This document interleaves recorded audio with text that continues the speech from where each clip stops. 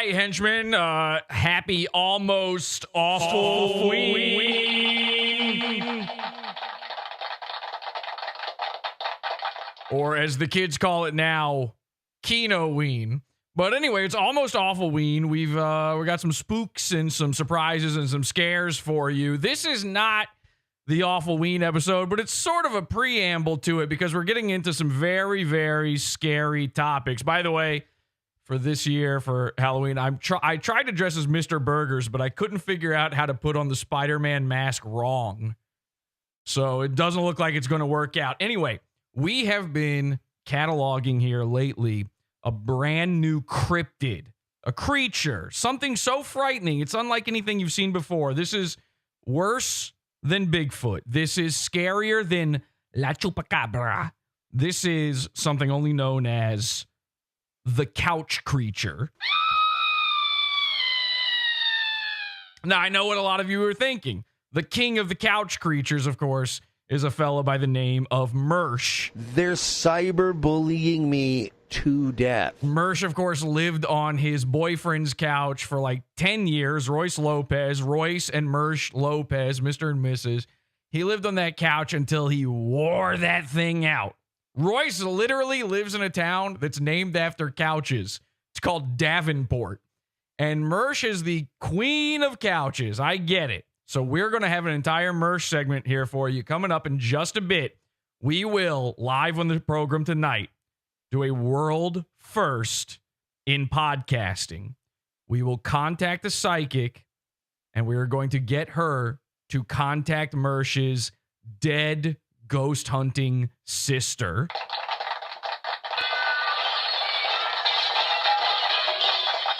It's never been tried in the history of podcasting, but we will be doing it tonight. This psychic has no idea who Mersh is, no idea who the sister is. I've been contacting psychics all month long to try to make this happen, and finally tonight, you're going to see it just a little bit later in the program. But before we get to that, there's a guy that we haven't talked about in a long time, and his name is Rufio Phoenix. And Rufio has been putting out some content lately. He disappeared from the internet for a long time, okay? And all of a sudden, he came back. Now, why did he disappear? Well, we have the answer for you. And no, it's not just that Podawful tricked him into believing that his girlfriend was a victim of the Red Rooms, and then she was murdered, and then she was brought back to life using a necromancer, and then another girl that he was going to try to initiate a threesome with became a zombie who was undead, and then they were both taking over Rufio's soul, and he is some sort of ever-living being reborn again and again called the Phoenix. No, it wasn't that. It was something much, much more down to earth. In fact, down to couch. Rufio's had a lot of paranormal activity.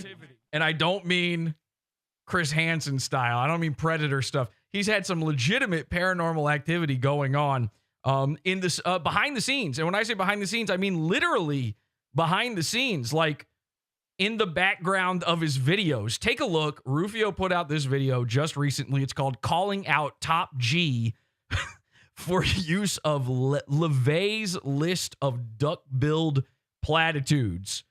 Try to type that 5 times fast into your Google search. So, your boy was doing a little reading. And, I was going over some old books of mine that... Okay, now we're 1 second into the video. Did you notice anything? Shall I play it for you one more time? Here, take a closer look in case you didn't see in the camouflage of Rufio's couch sheets what was going on. So... your boy was doing a little reading.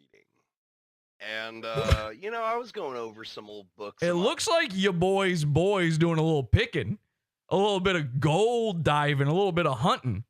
You see, there is amongst the plethora of junk behind Rufio, there is hidden a man we now refer to as the Couch Cretin.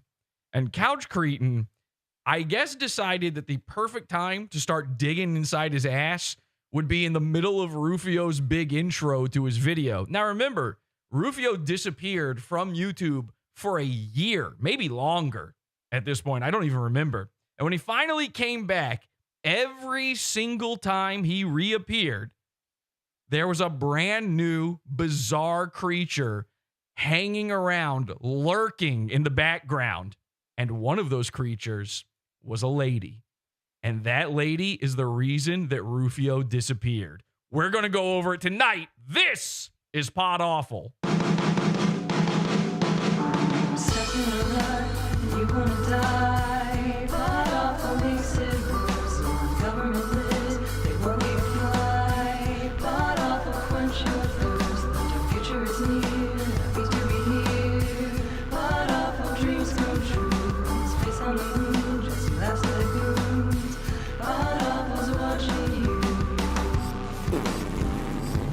Fucking pissed in your Skittles.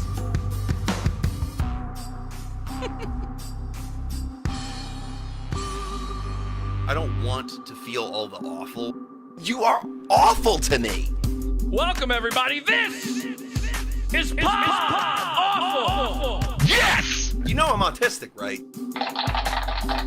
Happy to be here. Happy to be amongst you, the henchmen, everybody. Thank you for joining me. The goons. Oh my God, the goons this year have been incredible. And a classic return to form. Rufio finally showed up again just in time for Awfulween. Again, Awfulween, by the way, just so you know, Awfulween is coming up on this Wednesday. This Wednesday, October 30th, will be the official true Awfulween, and I hope you will tune into that. It's free. It's free for everybody, okay? No Pizza Fund episode. Free for everybody. We're putting it out there. We want everyone to see it, and it should be a good one. It's going to finally close the book, the final chapter on the Rufio Phoenix saga known as Finding Lila. This saga began, I think it was 4 years ago now. It's a long, long time ago. Lila Gold, one of our biggest henchmen, truly one of our biggest. She was like huge in the Podawful scene. She was behind so many of your favorite pranks and a lot of fun stuff. And she started dating Rufio Phoenix, and she went missing. And Rufio claims to have had nothing to do with it. We have not heard from Lila in all of that time, years and years. Her family hasn't heard from her. We don't know what happened to her, and we will be closing that book for the last time. Finally, we have all the answers. I've partnered with a huge YouTube channel, and we've been working on this for 2 years now. The investigation into this, and you're going to see it this Awfulween. It's going to be absolutely incredible. Prepare for Awfulween. Thank you so much. The slowest burn, they're saying in the chat room. Yeah, it's an incredibly slow burn. People are saying happy to be here. Let me read the chat before we get into this. He looks amazing. Are you talking about me and my Spider-Man costume? Again, I'm trying to be Mr. Burgers. Mr. Burgers doesn't know how to put on a Spider-Man mask, but I can't get mine wrong enough to look like Mr. Burgers, so we'll see what happens. Red hair now. Yeah, a lot of people accuse me of having red hair, which is an odd one. Truffle hunting. I don't know why somebody said that, but good. Oh, the guy that, yes, Rufio's couch cretin, his couch creature was truffle hunting. He was finding something up this guy's digging. This guy is digging for something. Cool weed poster. They're saying, yeah, Rufio's become a whole new man. If you haven't seen Rufio in a while, this is a shocking image to come back to. Rufio, a little bit like me, Rufio's doing the Ripped by August challenge. And again, we'll get to Mersh in just a bit. Hold your horses, Mersh guys, okay? I promise you. Share that show. We'll get to that because that's going to be incredible. But Rufio has taken the Mersh challenge. He's gained a little bit of weight. He's lost a lot of bit of hair. In fact, he and Mersh are sort of merging into one uber goon, and it's going to make my life a lot easier. It's certainly going to make covering Mersh a lot more fun for me. And he's lost even more teeth, if you can believe that. So again, very similar to Mersh. A lot of dead teeth going on. And then, he got a girlfriend. Long story short, cut to the chase. He got himself a girlfriend. We've known about this girlfriend for a year. By the way, not a fake girlfriend, not a Podawful girlfriend, okay? He didn't go fishing for this one. This is a real woman in his actual life. We've seen her on camera. We've talked to her.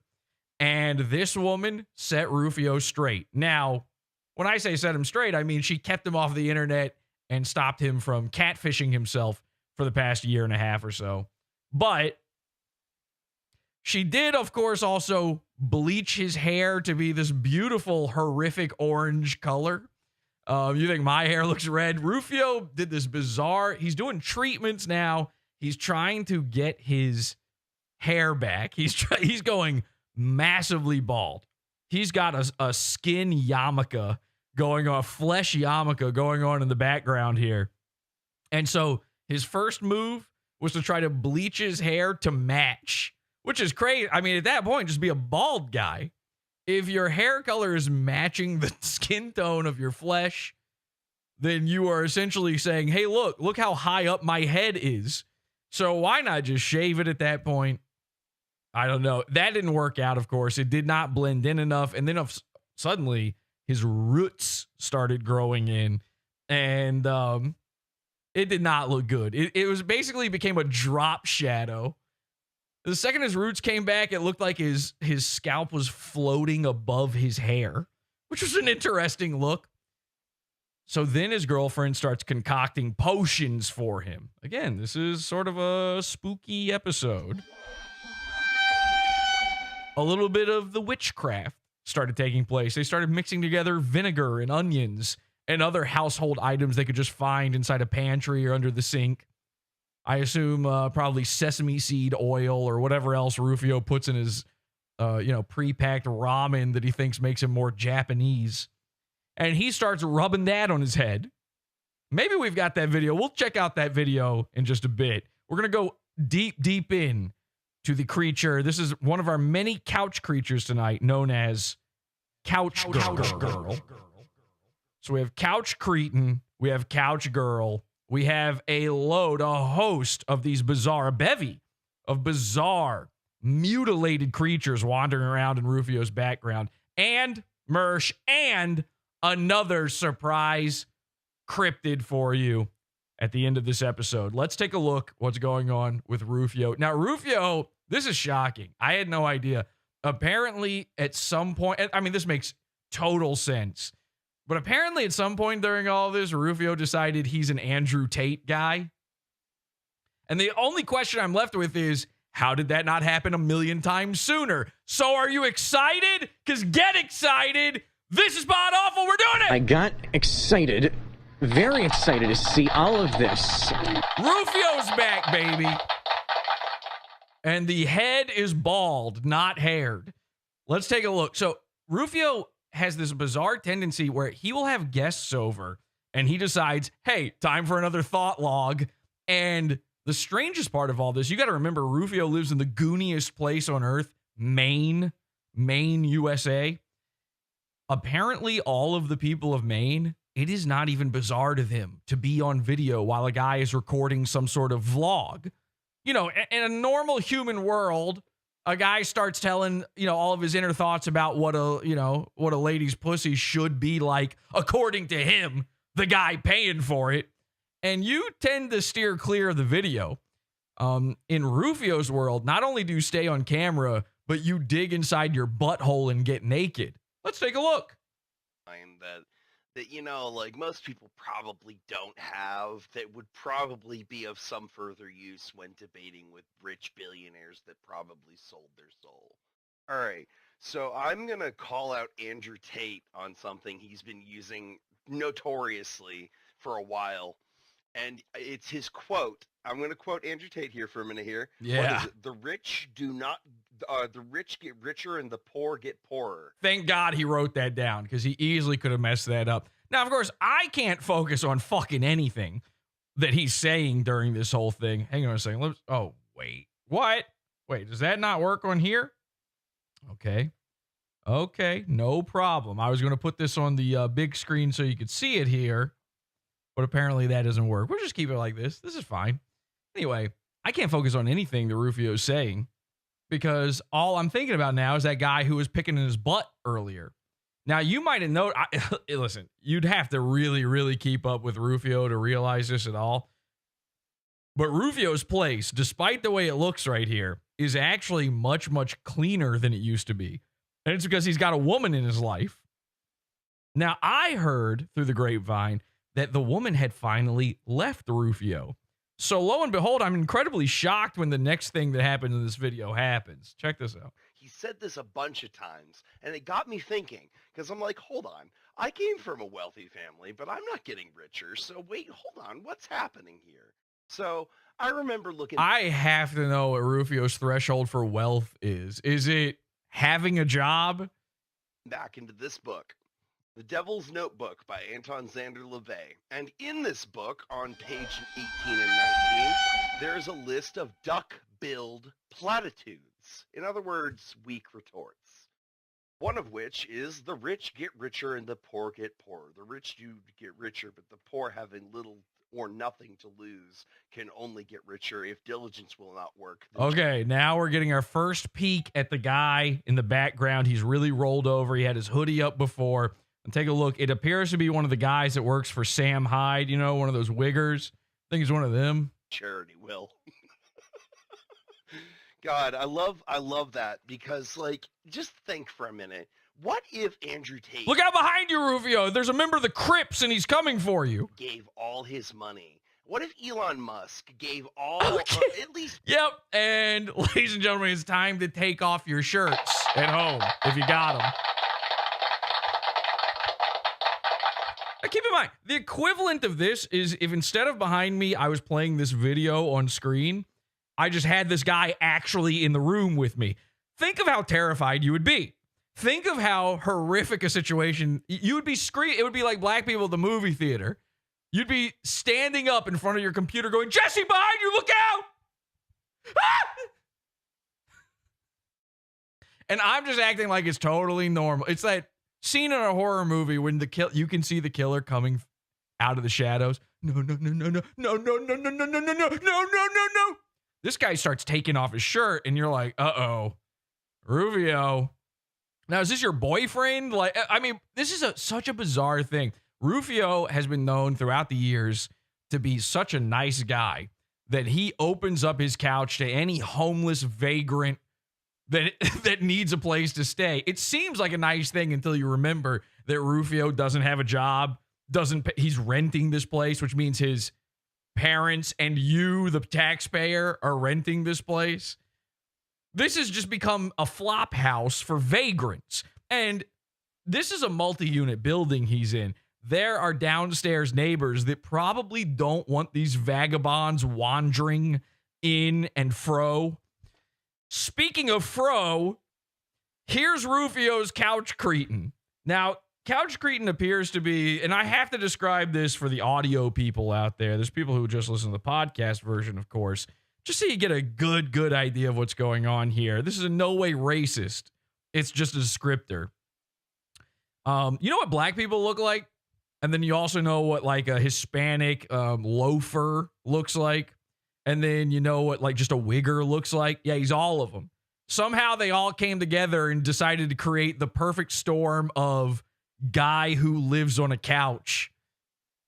And of course, wigger, you know, we're going to talk about Mersh here in a bit. Wigger is like really the only necessary component of that. But when you picture in your mind, if you were to tell an AI, create the guy who sleeps on a couch, they would make this guy. In fact, it might be too good. He's got the correct number of fingers and everything. It's almost uncanny. A good, healthy portion of his money to the people. Like, no longer need. He's hairless, by the way. So I don't know if there is some sort of sexual liaison going on between. This sort of is Rufio's Iggly buff. You know, there's a hairless, twink-like quality to this guy that instantly brings questions to a normal heterosexual man's mind. But Rufio is no homo. Okay? And I mean that in the black sense where you're allowed to say it for some reason. Rufio is man through and through. He loves ladies. He loves them like, I don't know, like this guy who sleeps on his couch loves his couch. Must feel pretty fucking nice compared to the pavement where he was before. Rufio will pick up literally any single freak, mutant or otherwise, crawling out of the sewer and go, oh, you need a place to crash? Let me schedule you in. This is Rufio's B&B. This is Fionix B&B at this point. You are welcome to his gyoza, his pan-fried gyoza, his steak and peaches and popcorn. Everything is on the house as long as the couch is open. Now, this is the toughest part. You know, there's a housing crisis, and Maine is no stranger to this either. There's all of these Somalians. So Maine has like one of the highest populations of Somalians of anywhere outside of, you guessed it, Somalia. And it's becoming an absolute horrific crisis. They're overrunning the streets. They're flooding everything. So the housing market is crazy in Maine. Rufio's home is now booked up through. There's not even a busy season. The whole year, Rufio's couch, somebody's got it locked down. Rufio might as well be running a soup kitchen. The only trade-off, again, he doesn't charge anyone for this. And a lot of people think, oh, it's like a drug thing. Rufio, these guys are bringing him meth. They're bringing him weed or whatever. No. The only trade-off is how comfortable are you appearing on Podawful? Because it's going to fucking happen. He has to know. He has to know uploading this video. There's a part of us where when we watch these things, you know, in the cult, we've seen this already. And we look at this and we go, does he watch this after the fact? Does he know that the guy was doing all of this? Of tax or any of that, like remove those things. I'm sure they've already got that figured out. You know what this guy looks like? He looks like Comedy She-Man's girlfriend from he looks like the Crying Game. This is basically the Crying Game if she let her beard go. You know? But I'm just thinking, hold up, these people want me to pay them to learn how to make money? Bitch, I don't need that. I already have a portfolio file. What do you mean? You know? What do you mean, Rufio? It is so hard to even pick out what to cover here. The stupid things that Rufio's lying about where he's got money, but also he's not rich enough. Or, of course, the guy who is now have been woken up by the insane ramblings of Rufio. He was dead asleep. You got to understand, Rufio walked in here. He went, well, it's my house. I'm allowed. There's my computer.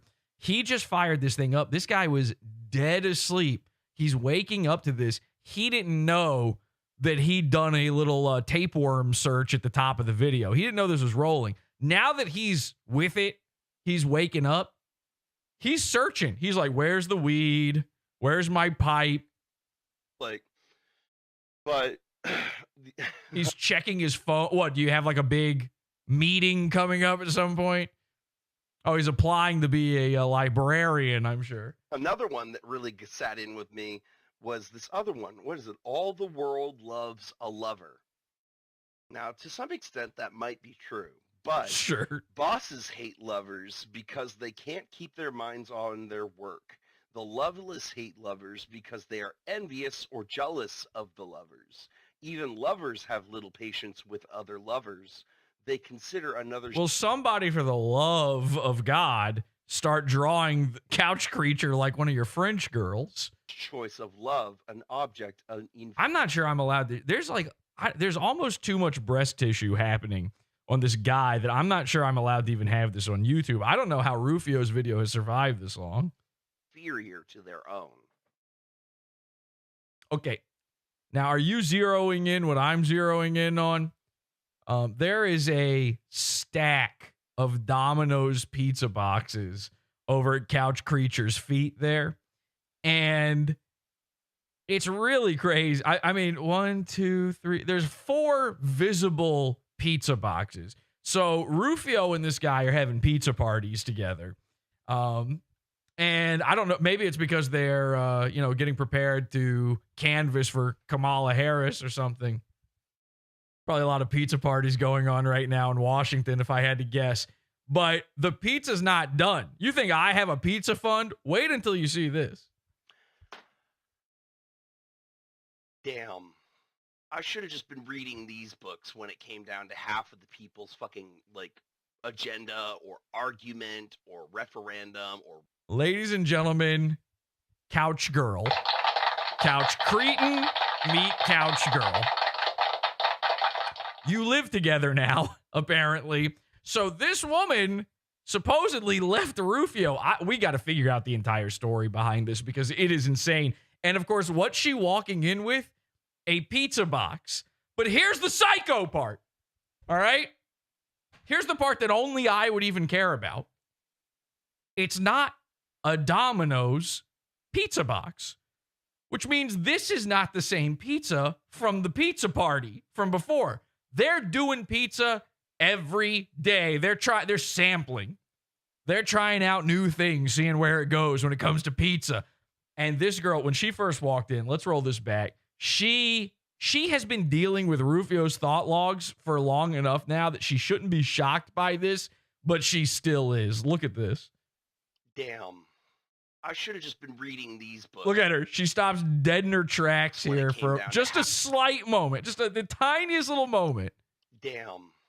I should have just been reading these books when it came down to half of the people's fucking, like, agenda. Now she's trying to seem cool with it. She's trying to, like, okay, act cool. Don't let him know. Trust me, honey, he's not going to notice. He doesn't notice the guy digging himself. This man might as well have a fucking highlight scoop or something going on back there. He is the treasure could not be buried deep enough for him not to find it. Rufio doesn't give a shit about that. He's not going to care about you bringing in his 50th pizza of the evening. Don't worry. Just keep walking. I should have just been reading these books when it came down to half of the people's fucking, like, agenda or argument or referendum. There's so many pizza boxes all over this place that she doesn't even know where to put it at this point. She's looking. There's Monster energy drink cans everywhere. They're having to clear off. Now, this is kind of an interesting thing. Couch Cretin, he starts sliding over, making room, not for the pizza box, but as if he thinks the couch girl is going to climb into their mutant sack and they're going to get to whatever they get up to. They're about to make they're going to make a love seat together. Or rhetoric in general when regarding anyone popular on social media. Look, she's having to clean. She's tucking cans under her arm. She's picking up a half-drunk ginger ale. Talking about how y'all have kind of like sold your soul to the devil. Oh, yeah. By the way, Rufio's talking about the devil right now. Did you even remember? How could you? Rufio, before you upload it, just zoom the video in right on your face. Now, that's distracting enough already. But at the very least, maybe I would have noticed by now that not only are you covering Satanism in an Andrew Tate video, but you also keep calling the guy Anton. What is it? What is his middle name? Anton Xander LaVey. Rufio will fall for anything like this. Anything that makes it seem even more occult, even more otherworldly. He prays that he was smart enough to have come up with a cool fake middle name. You know, his name ain't Rufio Phoenix. He lies and says that's his legal name. His name's fucking Brandon. All right? And his middle name's Michael. Maybe some of the most boring. Anton LaVey, I don't know what his real name is, but if I had to guess, it's Tony Silverstein. I'm just taking a wild stab in the dark here. And at some point, Anton LaVey was like, well, I'm the devil. I'm like basically Satan's boyfriend or whatever. I don't know what Satanists believe. He's the Muhammad of Satan. Which actually, now that I think about it, maybe Muhammad is the Muhammad of Satan. But anyway, he was like, I got to have I can't just be Anton LaVey. I mean, Anton LaVey already sounds pretty evil. It does sound like a guy who not only is bald, but has a mirror universe goatee. What else can you do? And then he does this. He goes wild with it. He's like, my middle name is Xandor. And they're like, oh, you mean Xander? Like X-A? That sounds pretty badass, an X. And he's like, no. It's even crazier. This is how fucking embarrassing Satanists are. No, it's actually spookier. It's with an S, like a snake. And they're like, that's not that cool. He's like, what if I told you there was a Z in there too? Huh? And they're like, where? Where would the Z go? What about after the S? It's very kind of honestly black of him to do. But Rufio, they print Anton as if there's another Anton LaVey. It's not like he was one of these mass murderer, serial killer guys where you got to put the middle name in case there's another. There's one Anton LaVey. We don't really need the middle name. So why they put it on the cover of the book? Because guys like Rufio hear that and they go, yes, Edgar Allan Poe. Yes, I am a learned man. Here's what I've learned from my dark teachings, my spirit passenger. Talking about how y'all have kind of like sold your soul to the devil. You actually did. Oh. Like, you may not know it. You may be like, agitate. No, I haven't. I'm a man. I have my sword. Cool, so do I. But yeah, I was just about to say, your takedown, when you're Rufio Phoenix, your takedown of a guy cannot be that you have a sword. The guy's you have a sword. You are famous for one thing and one thing only. And it's taking a sword and throwing it into your own floor and proclaiming magic is real. She lives! Classic Awful Ween episode. Go back, watch that on the Pizza Fund. Free episode, by the way. You don't have to have an account. Podawful.com for that one. Yeah, Rufio is Mr. Sword. Rufio thinks you can channel magic through a sword. He named his sword. I was going to say the sentence, he named his sword Enlightenment Wind, which is, I could do a whole show just on that. But then I realized I can just stop at, he named his sword. That's already a bizarre thing to do. That's what you do if you live inside of a comic book, and the comic book is written from right to left. I have you right here on page 18 quoted, before your time. Ooh, you see that? That's one of these satanic hand symbols that he's doing. And he's also attempting to cover up the fact that Couch Cretin is about to start jacking off, probably. Get good, scrub. Ladies and gentlemen, the Rufio Phoenix.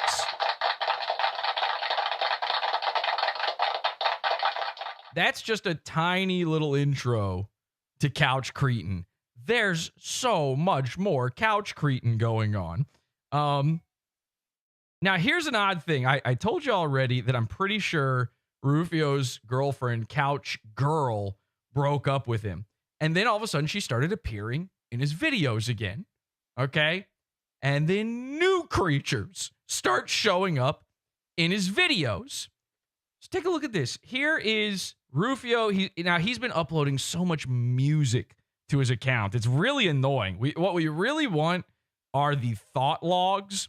And what Rufio thinks we want is the worst music ever produced. And using the word produced is a kindness that I should not have in my heart. The fact that I've had to listen to these atrocities of sound is a consequence that I will never recover from. Rufio's idea of music, I should just play you some of his music. His idea, I guess I'm about to play you some of his music. His idea of music is poorly strumming a guitar or a bass, looping the best part he managed to capture on camera with the in-camera audio, and then putting a random drum machine underneath it. Ladies and gentlemen, take a look at this. Couch Girl, some brand new couch creature. We haven't even developed a name for this guy yet. They're jamming. They're doing a sort of, the Country Bear Jamboree. This is the Couch Bear Jamboree. They're forming a band now. And of course, this guy is as much of a skeezer as you would assume he would be. By the way, Rufio's kind of set tripping here. The last guy's wearing the blue. He had a full-on bandana costume. I keep a blue flag hanging down my backside, only on the left side. Yeah, that's a Crip side. That type of bandana, whatever that print is called, he had it, but across his entire suit, his entire hooded suit that he was wearing. This guy's now got on a red bandana. Rufio, I don't know. Was there a peace talk or something? Did this happen where we all agreed to lay down our weapons and figure this out? So Rufio turns around and gives us one of our first good looks at his flesh yarmulke. this episode. Now, you can see the blonde camouflage kind of working here. A little bit. Not bad. Could be worse, but this is an older video. Things got a little out of hand a little later on. Ooh. Let's zoom in a little bit. Now, Couch Girl is sitting there. And Couch Girl, we haven't really talked about the way Couch Girl looks. Couch Girl, how do I best describe her? Have you ever heard of a blue whale? Imagine if it was black. Now, I don't mean she is a black person. She's wearing black. And I don't mean she would be blue otherwise. She is pale as snow. But a whale is actually not a good enough descriptor. She's sort of got a Boss Nassian, sort of Bib Fortune-ish kind of, what do you even call a gobbler? She's sort of got a bit of a goobler going on underneath her chin here, and she's retracting her head into its shell until the fleshy shell sort of builds itself up. She's sort of, listen, fellas, you know when you jump in a cold pool? Her head's about to do that from the terrible sounds coming out of these guitars. Okay? She's doing stank face. Now, usually, if she were a black whale, she'd be going, ooh, and it'd be a good thing, Black guy hears a good beat the first time. He's like, ah, yuck, yucky. She's doing stank face, and it could be her disgusting big bare feet. It could be that ass that don't quit. But I wish it fucking would, because now it's fired. It could be these stenches that are being released through the stretched to its fucking limit lycra around her thighs and ass. It could even be the lost bits of Cheeto and Dominoes inside these folds on her arms. It could even be a little bit of steak and peaches that have found their way between chin number 1, chin number 2, and chin number 3. It could be any of those things that she's making that face at, but I have a feeling it's probably this music.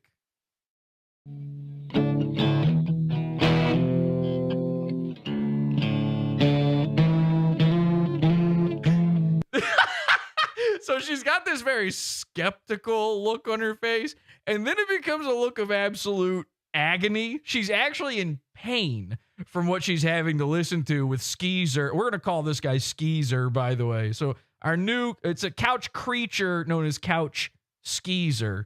Couch Girl. And by the way, Couch Girl missing a tooth. The perfect woman. Rufio's perfect woman. If Rufio was on an elevator and the doors opened up and his perfect woman walked in, by God, I tell you, she'd be missing a tooth.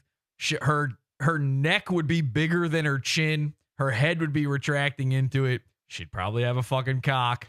And he would have gay sex with her instantly.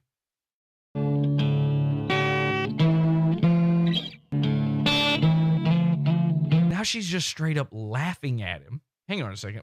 You know what I'm going to do? I know how to fix my little problem here. We're going to take this. We're going to put it over here. And then I think we should be able to do it. Yeah, look at that. That worked. Yeah, let's take a good hard look at this. So watch her just straight up laugh at them.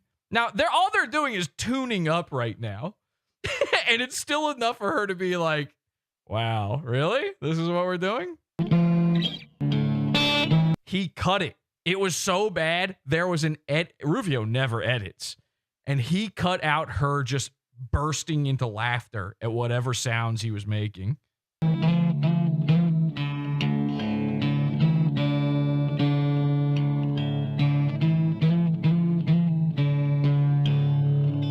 Yeah, it's a 12. They're pointing out in the chat, it's a 12 string. Very in tune, they're saying. Rufio's the type of guy, if he could afford one of those double-necked, like flying where the two necks go out two different directions. Where do you even strum? Where do you even strum on this thing? That's what he would have.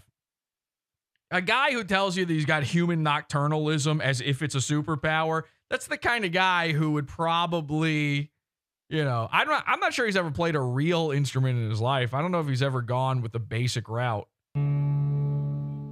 Oh my God. Okay, sorry. Didn't know. Look at Couch Girl. Watch that. Watch. Okay, so Rufio starts playing. I don't believe that this is his guitar because I just noticed that it's got a black power fist on it. But hey, if it is your guitar, Rufio, thank you. From one brother to another. Thank you. Now, from this angle, by the way, from the side view, you can kind of make out the flesh yarmulke a little bit better because it becomes this like odd slope in the back of Rufio's head where it's as if somebody just cut off a piece. It's like somebody's literally cutting corners. God cut corners when he made Rufio. No surprise to anybody, but now we can see it with our own eyes. And then look at Couch Girl. She's making this face like, oh, what are you doing? And this is going to become a running theme in this entire episode. Rufio is such a kind soul that he allows these mutants to live on his couch, presumably rent-free, just like him.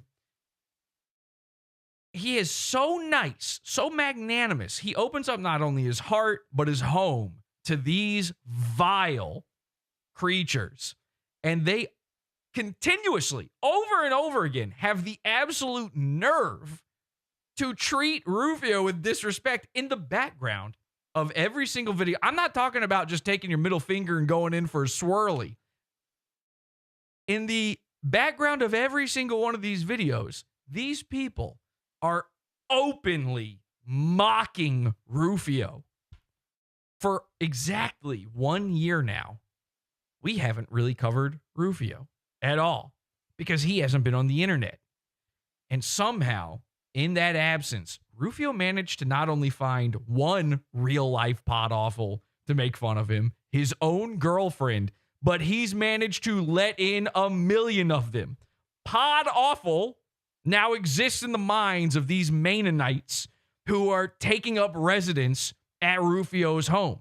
I'm not kidding. I wouldn't be shocked to find out that one of these sick freaks is a henchman. Podawful now lives rent-free, not only in Rufio's mind, but his couch. This is happening. Take a look.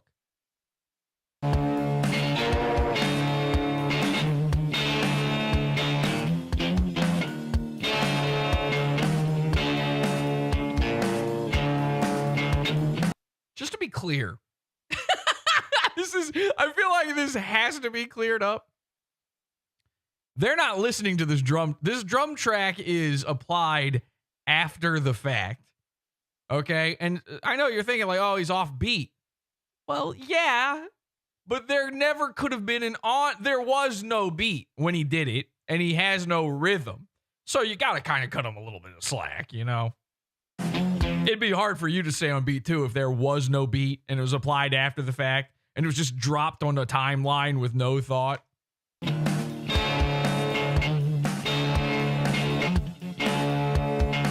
Podawful owns your couch. They say in the chat room. That's right.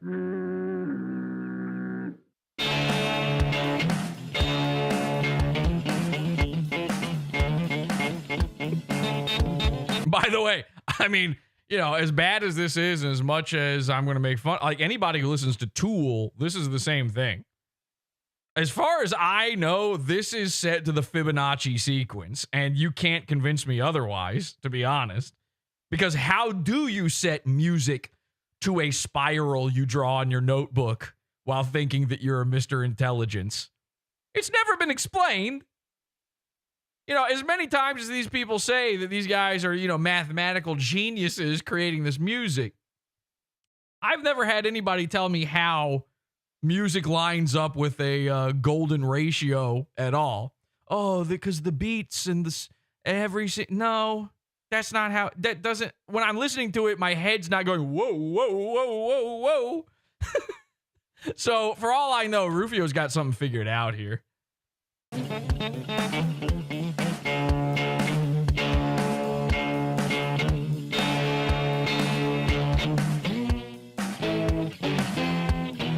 Now, Now, Skeezer's back there, and he's just talking with Couch Girl. He's acting like none of this is even happening. They're just having a good time. They're probably smoking Rufio's weed. And Couch Girl is violently laughing at Rufio every single time she looks over at him.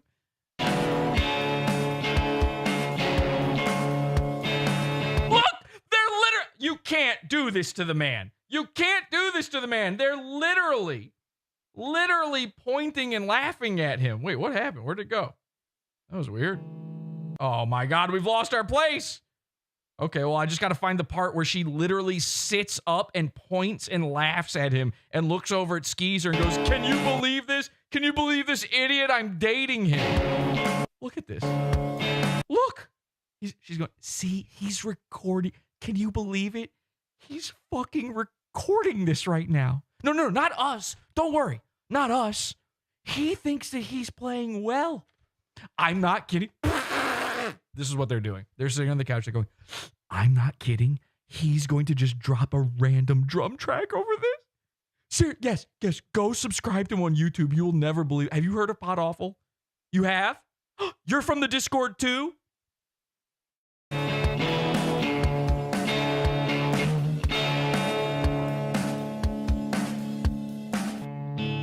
Just zero respect. So now you're confused a little bit here because now it is cut back to Rufio with his back to the camera once again. And you're probably thinking to yourself, well, okay, this is just a new part where now he's just showing the other guy playing. No. Rufio thinks that he's cutting back and forth like to make, like the same way you would do in Fruity Loops where you would use a little part of the track and then repeat it later on.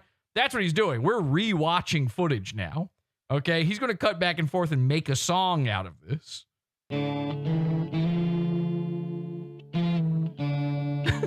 For some reason, he does a Pepsi product placement in the middle of this.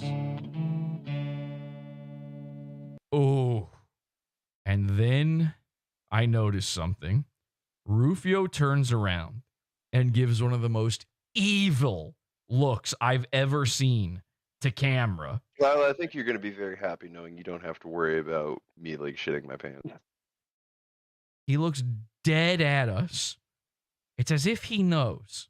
It's as if he knows that Podawful will one day be looking at this very moment. And he wants me to know, oh, no, Jesse. No matter what you do, no matter what you think, I'm 2 steps ahead of you. I would rather be the one to make someone a victim than be the victim. And then I think to myself, maybe Rufio's got this all figured out. He's got women coming in and out of the apartment serving him. He's got his buddies over. He's enjoying music. He doesn't have a job. He doesn't have a worry. He doesn't have a care in the world. This man might have it all fucking figured out. Maybe the joke is on me. And then I noticed his disgusting fucking foot. It's been nothing but a fucking filthy nigger. Oh, no way. You can't play that one on the show. Not on YouTube. Sorry about that. Never mind. Okay, take a close look at Rufio's foot here for a second. Now, maybe with it not being in motion, it's kind of hard to tell. Let me just back it up a little bit here. But I just want you to focus in on the soles of his feet. Because a lot of people will tell you the sole of the foot is the window to the soul. But this window is covered in soot.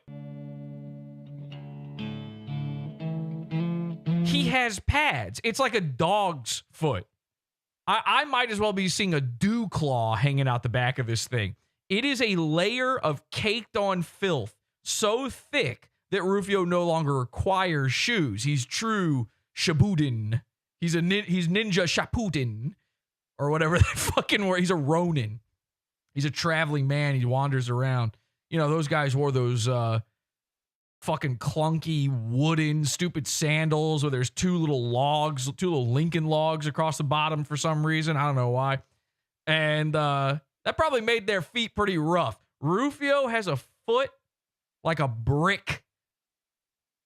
This thing is one solid piece. It's like when they try to sell you on a MacBook and they're like, it's a single piece of aluminum. This foot, there's no toes, there's no individuality between them. It's a solid black line across. They've crusted together. This is like a wood-fired pizza where it's got that ring of black bubbles around the crust, and you go, that means it's good. And then you eat it, and it's like, I'm eating charcoal. I'd still rather eat the pizza than Rufio's foot, of course. But there's probably some guys out there with a fetish. Whoop. And now he's just wiggling it. He's wiggling the toe in time.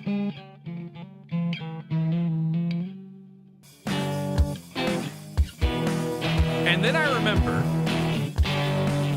Rufio has claimed many, many things about his heritage. He's claimed he was Japanese. He's claimed he's Irish. He's somehow 100% Irish. He's Japanese. He also has claimed that he's Native American. And I realize now what tribe he's from.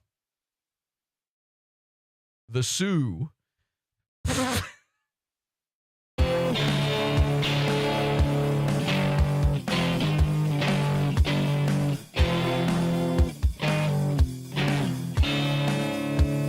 Yeah! Free bird! Or anything other than this!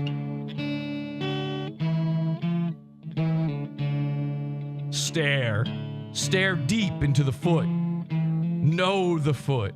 Love the foot. Smell the bouquet.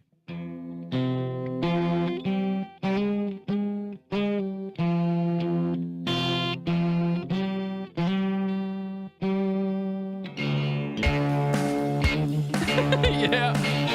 Back to Rufio.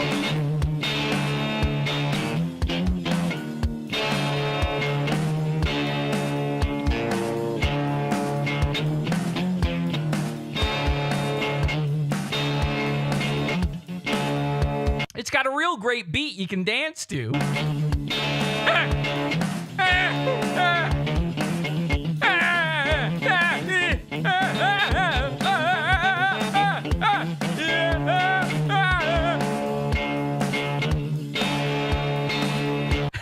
Skeezer's in the background trying to show her how a guitar is actually meant to be played. He's like, yes, actually, what you're supposed to do is go like this. What you're supposed to do is do one of these. What Rufio's doing is he has to look at the fret, by the way.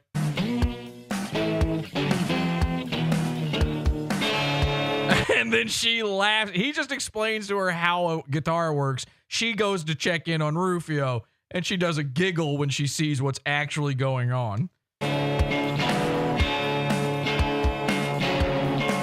Thank you. And Cole figures it out in the chat. So what was she doing stank face to at the beginning of this video? It was, of course, Rufio's fucking foot.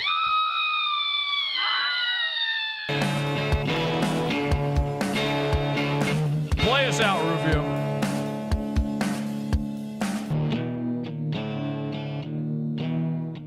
This is a song.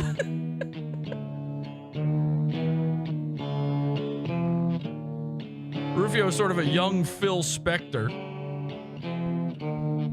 Speaking of Spectors, we're going to talk to Mersh's dead sister in just a few minutes.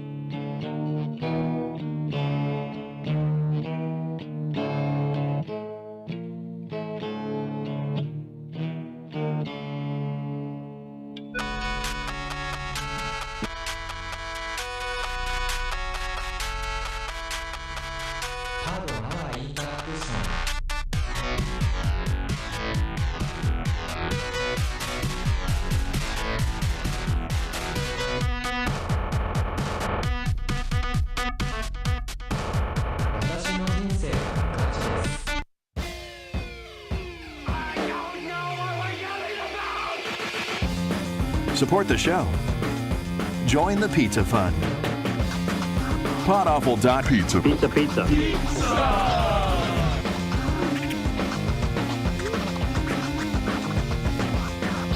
Podawful.pizza.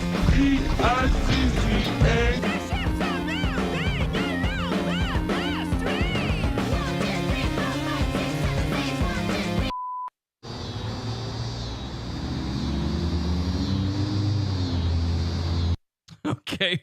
In the chat room, Strib says building a wall of round. Love it. So we're gonna call our psychic. I think this is I think she's ready now, finally. We're gonna open the show with this. I've been trying all month to get a psychic on this show. Psychics really don't want to do this sort of thing anymore. So I'm gonna be honest with you guys, she doesn't have the link to the show. I realized at a certain point I have to lie to these psychics and tell them. So I've been telling them that I am from a show called Paratalk Radio. Okay. So my name is Ted Van Son, and I'm from Paratalk Radio. And if you recall, Ted Van Son is a goon that we also ran off the internet permanently. He doesn't do his show Paratalk Radio anymore because he was discovered to be normal. The kind you were thinking of, come get 'em boy style. So she thinks she's about to talk to Ted Van Son of Paratalk Radio. It's the only way I could get anybody to agree to this event. Let me just check in and see if we are ready to go here, because I just saw she messaged. All right, let me check. Hey, Sylvie, are you ready to go? We had to do a sound check ahead of time, so hopefully this fucking works. Sylvie. All right, she's typing. Sure. Okay, so ladies and gentlemen, Psychic Sylvie. Now, Psychic Sylvie, I did a far and wide search for Psychic Sylvie. Psychic Sylvie happens to be from the New York area, where, of course, Mersh's sister is from. Now, if you don't know, actually, let me open this up here real quick. Open link. Yeah, this is Mersh's sister, which I think is probably important to know. This is, of course, a lady by the name of Tess Raven Shield. And if you don't know the full story, we've covered her a little bit in the past before. She was a ghost hunter. We respect her. She was a friend of the show. We respect her immensely. She was. So this, by the way, we do this with full regard and respect and everything. All right. I'm actually doing this hoping it'll be kind of a nice thing for Mersh. You see, Tess Raven Sheely was Mersh's sister. And I say was because while we were live covering one of Mersh's most bizarre, most made fun of meltdowns of all time, where he had literally shaved himself bald and was telling me that he was molested, we actually found out that Mersh's sister had passed away. Actually, it was right before that. It was right before that. That's what led to the meltdown. I'm sorry. We were live on the show. We found out that she had passed away live while making fun of Mersh for being a big fatso. Okay, hang on a second. Let me just tell Psychic Sylvie something here.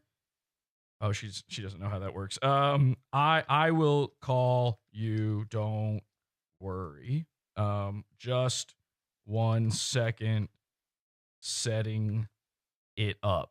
Okay, so yeah, Mersh. We found out live that Mersh's sister had passed away, and it was kind of hard to keep doing the show at that point. I felt bad for Mersh, and somehow, despite my generosity of sort of lightening up on him after finding that out, he had this insane, epic meltdown. And his family started to GoFundMe for Tess, who, by the way, I don't think her real name is Tess. I think her real name is Diane. But she apparently went by Tess. She was also known as Raven. And, of course, she was a ghost hunter. I figure what better time of the year than right around Awfulween to contact a ghost hunter. Now the hunter has become the hunted. So I was thinking, like, okay, maybe I can find a ghost hunter or psychic, somebody. I went far and wide trying to find somebody. I found this Psychic Sylvie. And she finally was the only person who agreed to this. I don't know if she's any good. I don't know how this is going to go. I should probably show you real quick this. Speaking of couch creatures, Mersh, of course, is the original couch creature, and we have a wild buffalo hump Mersh spotting. This is real. This just happened last night, apparently. He didn't tell anybody he was doing a live appearance. He never does, because he's afraid that Podawful will show up, and he knows that people will make fun of him. And then he took this photo where he's wearing a shirt that says Guns for Lards. And this is a shirt he's had for years now. You would think he'd just get a new one printed, but no. His idea now, so we've made fun of him a little too often for wearing the blazer to hide the krang in his belly. So now he started wearing, I was going to say that somebody beat me to it on Twitter. He started wearing a Michael J. Fox life preserver, a Back to the Future vest. He thinks that's going to cover this up, but we're looking deep down the barrel of the triangle, straight on into infinity here. If you stare too deeply, I warn you, please, if you have children, put them to bed now. Wake the neighbors, phone the police, because if you stare way, way too deeply into this, you may be lost for good. And of course, Mersh spent so many years sleeping on Royce's couch that it inverted his genitalia into this triangulation. I don't know, maybe the psychic will know something about that as well. So let's call our psychic Sylvie, and see if we can get her on the line here and see if we can find out a little something. I'm not giving her any info ahead of time, by the way. She doesn't know anything that we're going to speak about. I'm going to be very careful not to say these names. Psychic Sylvie? Hey, can you hear me? Yeah, I can hear you now. Okay, there we go. So everybody, please welcome to the show, to Paratalk Radio, Psychic Sylvie. Psychic Sylvie, thank you so much for being here. I normally have, I told you this in our emails, but I normally have a psychic co-host named Psychic Cindy. I'm sure you saw that when I sent you the link to my stuff. Mm-hmm. Yeah, I did. She's very, as I'm sure you are, she's very busy this time of year. And for sure. So I was hoping that we could do sort of a little tiny reading because somebody near to me and our show was lost recently. You speak to the dead? Yeah, I do. I'm a medium. So I understand mediumship is talking to the dead. And then is that the same thing as a psychic, or do you actually sit there and predict the future, or is it more of a feeling, or what is it with you?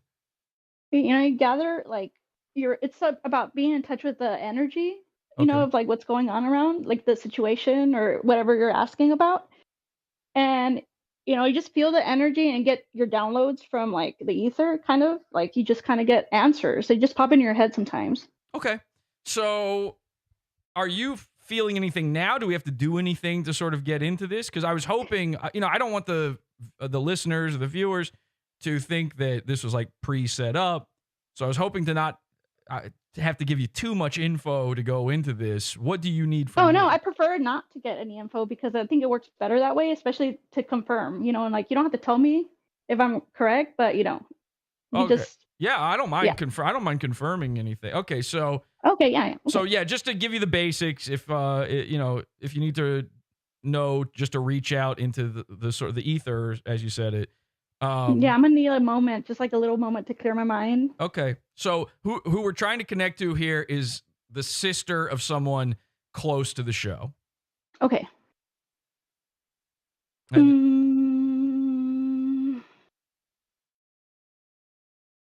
Okay. Are you picking? Spirit. The acquaintance of this Jesse PS. A sister, you were saying? A sister, yeah, a sister. Okay, sister. All right. Okay, I'm seeing a female. Female, you know how it is these days. No, I'm just kidding. Female. Oh, okay, yeah. A female, but she looks, I don't know, she's got an interesting look about her. Yeah. Seeing her. Okay. Yeah, she's very dark sided almost, like a dark soul, Okay, yeah, that actually does make sense. I think we might be on the right track. Interesting. Do you see a name or anything, or do you? Yeah. It starts. I don't know. I'm getting two names. I'm getting one with a T. Okay. And then one with a D. T. Yeah. Well, that actually does make sense. I think we're on the right track here. Okay. Yeah. Ter- Tessa? Does Te- that sound like anything? I don't know. Tesla. It's weird. Well, Like, is Tesla is that an Jessica? all right. Can I be honest with you? I'm a skeptic. So Okay. my job on the show when I'm with Cindy is hmm I'm sort of the skeptic. She's the psychic. So I don't want to give you two, but you did say Tesla, which is just an electric car. Yeah, it's weird. I mean, yeah, it is weird. But wait, why did you say weird? Yeah, it's just like because it's like a vehicle, right? I'm getting some symbolism coming through. Just I have to give it time to focus, like the image. It looks like it's a vehicle. A A vehicle? vehicle Okay, was there a vehicle or I'll be honest, I was actually kind of impressed so far, and now you've lost me entirely. A vehicle? What does that even mean? What do you see? just like a wreckage? But I'm sorry, this is kind of this is a different energy. I'm sorry, I forgot to mention like it's a different energy. But we can get back to the what you're because like I'm trying to connect back to this Whoa, energy. wait. I'm sorry. You're saying a different spirit is sort of giving you this image, or what? Yeah. It's weird. It's just like it's related to this one in some way. I'm not sure. Maybe if we figure out who Okay, this person is. so I'll tell you this much: the person we're talking to is Tess, or that I was Uh-huh. hoping to talk to is Tess. She's the sister of someone I know, and there is sort of a vehicle involved. I mean, yeah, that actually is right. Oh. She didn't die from anything involving a vehicle. So No. that's wrong. hmm What are you seeing? Like a I don't know. It's like sometimes the spirits will tell me, with their words, and I just thought this would be kind of funny to quote. It just sounds so funny. And it's a younger gentleman, and he's saying it's like it was just like a Paul Walker scene. Oh my god. I think Yeah, he died. Okay, so yeah, her son did die Paul Walker style. Is that what it is?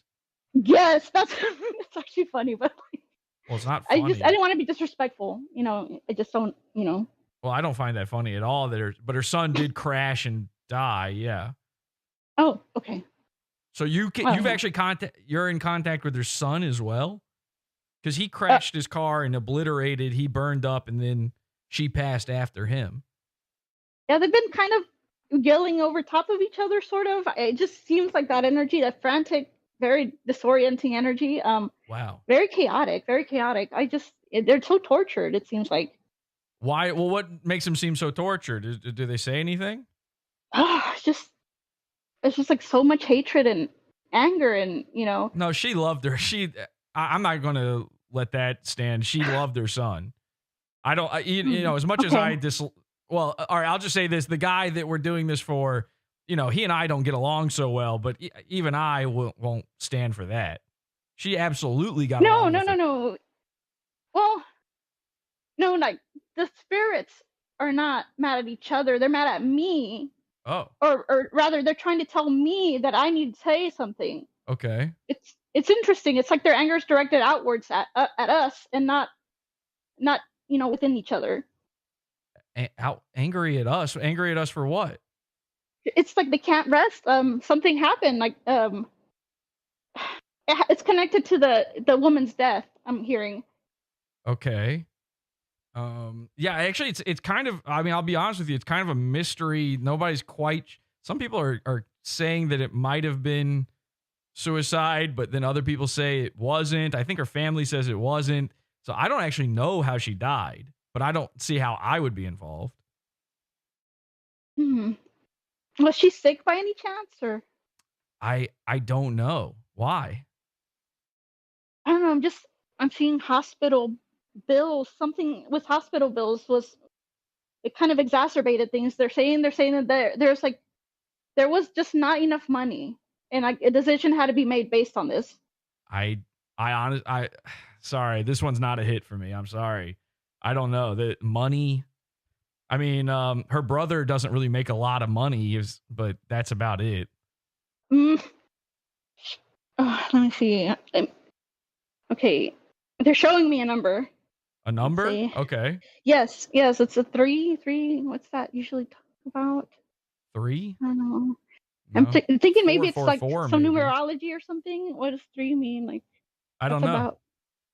I don't know what 3. This doesn't make. Well, wait. They're giving me another number. 37. 37. 37? I Is don't know. that Is that like the significant in meaning of any the way? universe or no? Not to me. Okay, that's. Wait. 37? What does that have to do with anything? Wait. 376. 376. No. Just money. Wait. Wait. We So were just she talking- needed $376 just to live? Yes. That's what she was. Yes. That You're is it. telling me that if she had been given $376, she would have lived because of some hospital bill? Yes. Oh my God. And she's also saying it's all his fault. His? Mersh? Are you? Wait, I'm sorry. Okay, I shouldn't have said that. Are you picking up the name of anybody specific? Yeah, I thought it was Marsh, but you said Mersh. Okay, all right. I'm not, okay. I'm kind of buying, some of this is making sense. Some of this is not. I'm not fully buying this. If you can give me even the beginning of because his name's not really Mersh. If you can even get kind of part of the way there, then maybe this is something. Okay. I see an M. Well, that's Mersh. I mean, they're telling me the name. I don't want to dox, because if this person, you're telling me this person's still alive. You know what doxing is? You're a psychic. You know what doxing is? Well, that's what they're telling me that he's been talking alive. about. Yeah, I mean, he's sort of alive. He's kind of Because they're barely watching hanging him. on. You know that the dead watch you. If you so call whenever... that living. I'm sorry, that was disrespectful. Sorry, that was just, I was playing a sound effect. That was disrespectful of me, to be honest. But yeah, I mean, part of him is alive. I don't know about the whole thing, but yeah. Okay, yeah, because they observe him and they're angry. I think they're. But yes, they're saying Mike Sheely. Oh my God, you're the real deal. That's incredible. Is there anything else? Is there anybody? Okay, like for instance, I don't know if you know this, but his sister was a ghost hunter. So I thought that was kind of fascinating that she's a woman who actually had a little bit of psychic mediumship abilities herself. And she would go around ghost hunting in Long Island, which I know you're not far away from, in like the Mastic area of Long Island. She's part of this ghost hunting team. So I was wondering, I assume probably some spirits or something have kind of surrounded her in the afterlife, considering her connection to them. Is there anything with that?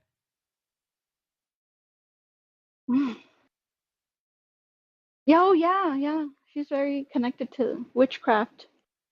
Witchcraft? Yeah, she was kind of into witchcraft. That's true. Oh my goodness. Yeah, I think I'm getting something about another. Oh, her mom. Okay. There's a mom. I guess, does he have a mom that died too? Yeah. Is she on the other side? It's weird. It's like she's further. Well, they're telling me that because I can kind of hear her, but she's so far away that I can't really make it out too well. But they're telling me that she's in hell. I'm sorry. That was. She's saying her mom's in hell. Yeah, and they're saying if she had lived longer, she would have been able to break the curse that put her there.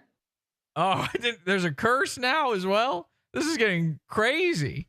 Yeah, she's been messing with the evil spirits. It sounds like the spirit realm is furious with her. Yeah.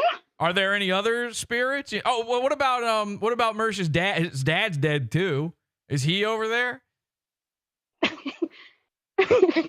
Oh, that's. You can just say it. You listen. Anything you're picking up, just say it. Okay. He's in the other side of hell. He's on the other side of hell. Like, yeah, he just walking away Jewish from it. Heaven. Yeah. I'm glad this is so funny to you, a professional. This really I'm sorry. Like, it's just, she's still complaining about him. Well, now. Is he saying any? Are you able to reach people in hell? How does that work? Are you able to speak to the dead in hell? No. I'm talking about the daughter. She's still saying like all kinds of crap. Okay, I see. But she's kind of talking shit. She's confirming. Yeah, she's trying. She's really. upset about the 376. Are you able to pick up what happens? Can you speak to people in hell? Yeah, I can try. What does it, if you can contact Mersh's father, because he referred to his father as a lolcow, a local lolcow. I would love to hear if Mersh's father had anything specific to say about him. I've always wondered this. Okay. Mersh's father. Yep. Okay. Yes, he has nothing. I don't think he remembers Mersh. Or wait, no, that's not true. That would be crazy if he didn't remember his own son. Yeah, it's. I mean, he abandoned him in a way. It seems like. Yeah, he did maybe kind he's of trying to abandon atone him. for that.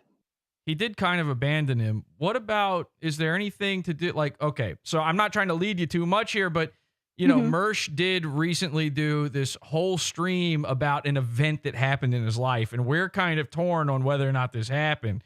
Does his father have anything to say about that? Do you pick up anything?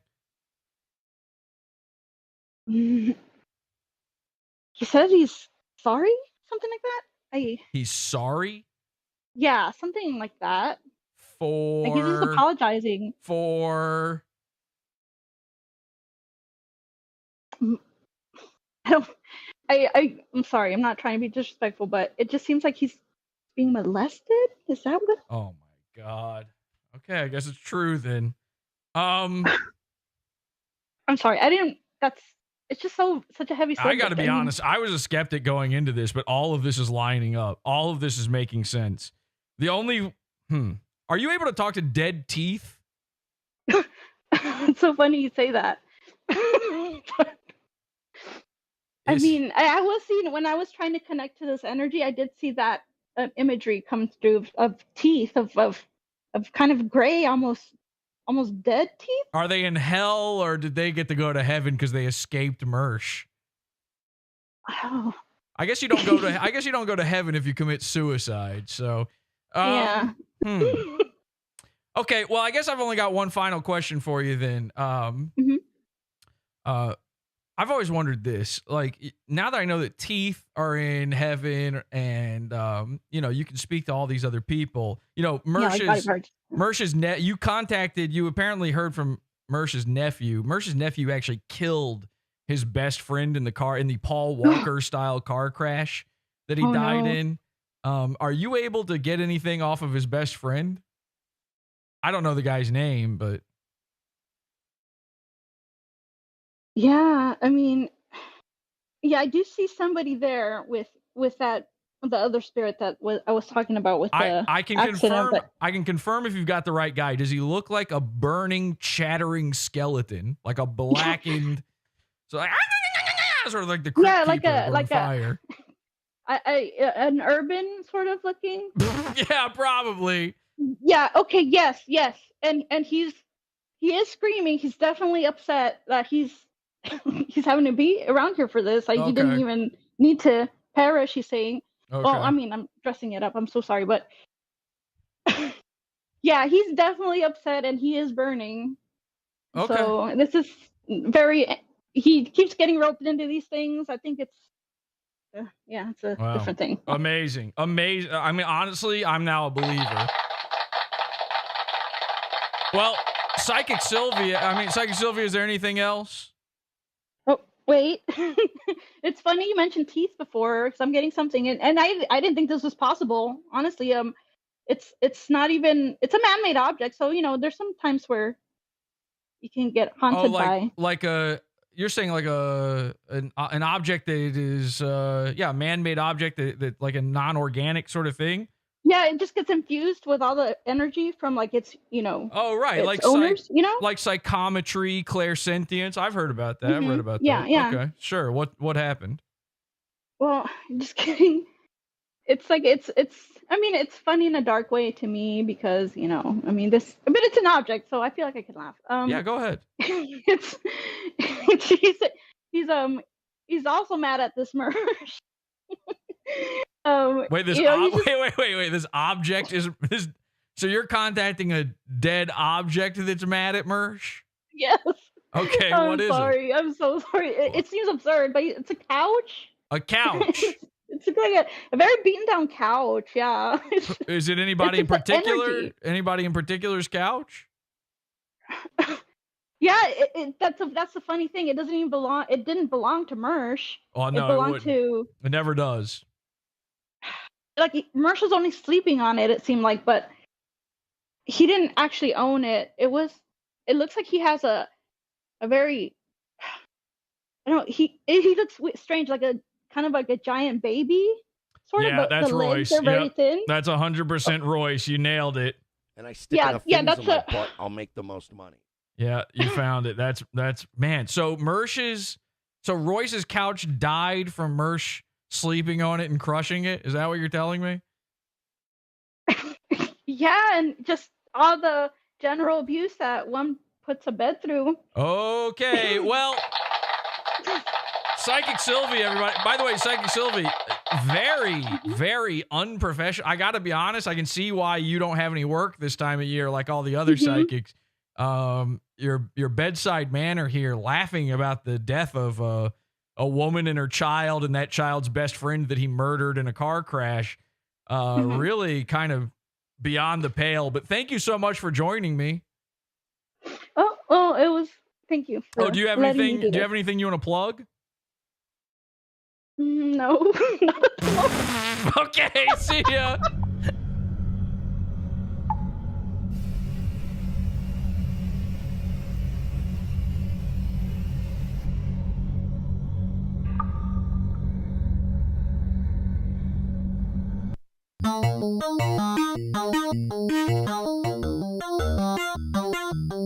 Is this a cult if I ever heard one? Yes, it is.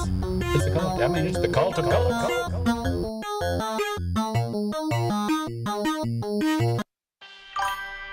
Can you say Podawful is the best show on the internet?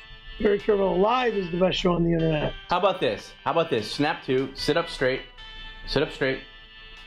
and say, hey, I'm Perry Caravello, and I think Podawful is the best show on the internet.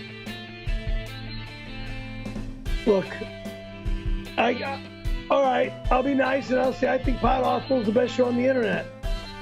But I really think my show's the best show on the internet. But when I snap out of this bunk, is when my show's the best show on the internet. Nah, not tonight. Far from the best show tonight. Not tonight. Exactly. Tonight, no good. Whoa, everybody, Psychic Sylvie, one more time.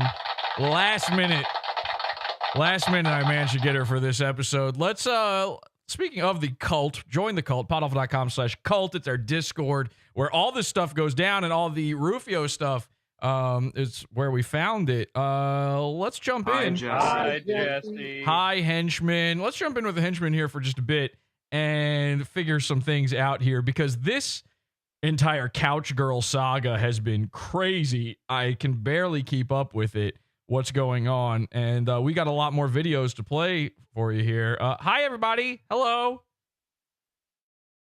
Wake up. Hi, Wake up. Jesse. Oh, I should turn my camera on. These guys don't know what to do if they can't see me. They start panicking. All right, so I got a video here for you if you'd like. A little more couch cretin. Let's take a look at this. This is just from a random vlog.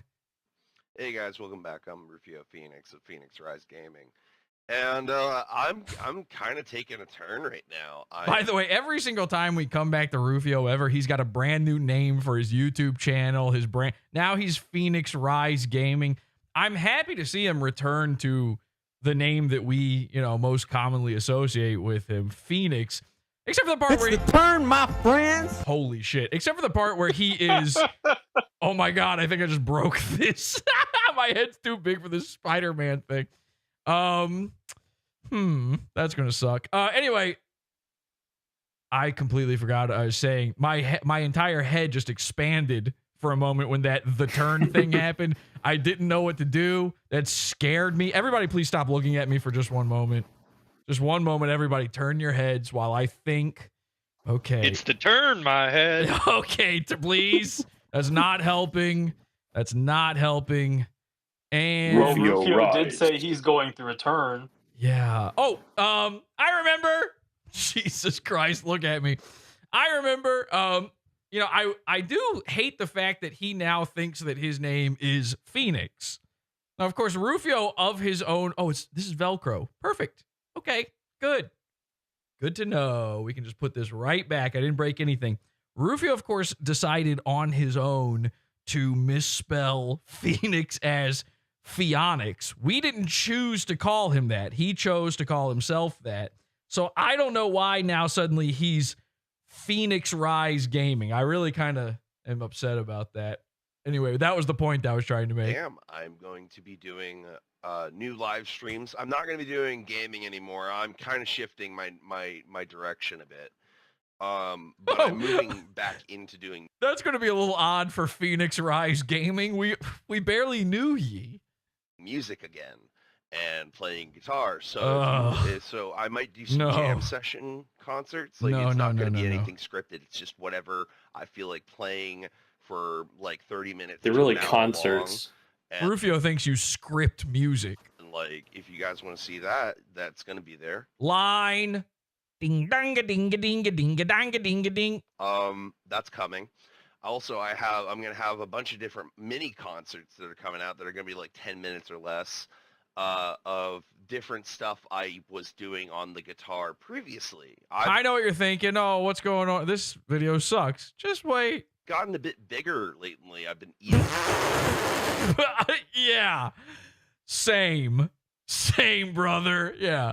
I've gotten a little bit bigger lately. I couldn't believe this when I saw it. Rufio finally addresses his weight gain. Was doing on the guitar previously. I've gotten a bit bigger lately. I've been eating a lot of protein. So it's mostly muscle now and a little bit of flab because he is legitimately doing the Mac from Always Sunny thing. Oh yeah, it's I'm bulking. I'm just bulking. He's building it up. Yeah. Resist that bacon no more. I need that fucking bacon, man. It's hard. Wow, 2011 called Epic Meal Time. Hello. It's a hard life when you don't have bacon and eggs in the morning. It is just hard. But no. So I've been eating really good. But Rufio's got the most muscle I've ever seen in a guy's gut. I've also been away from YouTube for a while. It's really escaping from his teat right now. Yeah. Tired. I'm just going to say I got tired of the bullshit. And I decided, you know what? Hi, I'm the bullshit. I'm going to take a tox break from the fucking internet. And I detoxed for a while. Also, recently broke. Isn't it insane that me as a living man, I'm a thing that some people have to detox from? My leg during this March and had to take a 4 to 6 month healing period. I am able to walk now, but it is still very painful nerve-wise. I've suffered severe nerve damage from that. And that was because I slipped on the ice going to get pizza. The pizza was more pizza. I mean, Rufio should own the pizza fund at this point. Was unscathed, not damaged or out of the box, and the soda was not shooken. All right, it was not shooketh. But no, Pheonix, Rufio Pheonix, shooketh, not shakeneth. I ended up having to go to the hospital after that. Did you see I him? see hints of movement in the background. You catch the little, again, no. Here he comes. They ended By up. the way, I think this is a completely different day than the video we played at the beginning. And yet, Couch Cretin is wearing the exact same outfit. Resetting my foot after putting me on an amnestic called Yeah, hey, listen. We all kind of do this, right? You walk in, first thing you do, you go check the giant pile of DVDs. And I was on a serious trip from that. Like, I've got footage of this. Now, I love this because right when Rufio says, I was on a serious trip from that, check out Couch Cretin's face. And I was on a serious trip from that. Like, yeah, you and him both, buddy. He just fucking entered La La Land. That guy is expanding his mind as we speak. I've got footage of this. Sorry, he's bulking. I'm not gonna. It's too spicy for YouTube, but I don't know. I'll try to put it somewhere because it's hilarious. You should have heard me, dude. It was like. And again, the fucking shirt goes off. Every single time, this guy's got to start getting naked. Hey, Ma! I'm high on ketamine. That was great. And then I was talking about how, like, during the trip on ketamine, because they had to reset my foot somehow, and it was backwards, by the way. And again, this is all just completely normal for Couch Cretin. The fact that Rufio is talking about this whole story, him screaming he's high on ketamine, this means I'm not sure that they're even in the same universe right now. We might be accidentally somehow peeking into a simultaneous overlap of universi going on. He's in like Pyro Land right now, where everything looks like rainbows and bunnies. Yeah, so like, I thought that I was being fed bacon from Samwise Gamgee from the Lord of the Rings as if we were still in the Shire. And while I'm coming to from this massive BOGO trip, what, he got one free? BOGO. What does that mean? Did he buy one of them? I ended up hearing one of the nurses at the... By the way, do we need to see so much hip coming from Couch Cretin? Couldn't you cover a little? You pull those pants up just a little bit. Are you heading to the bathroom right now? Can it not wait? Are you about to slip turd? Come on, man. Hospital saying, it's all about the taters, precious. Like, they knew I'd never done that shit in my life. They were like, dude, this is how you know when they don't fucking ever do drugs, because they I just noticed the trash bag by his corner there. Oh my God. I didn't even see that. It's true, though. It is. Like, so that's how you know I don't do drugs, people. I've never even... He says with the world's biggest weed flag directly over his shoulder. What do you think that is?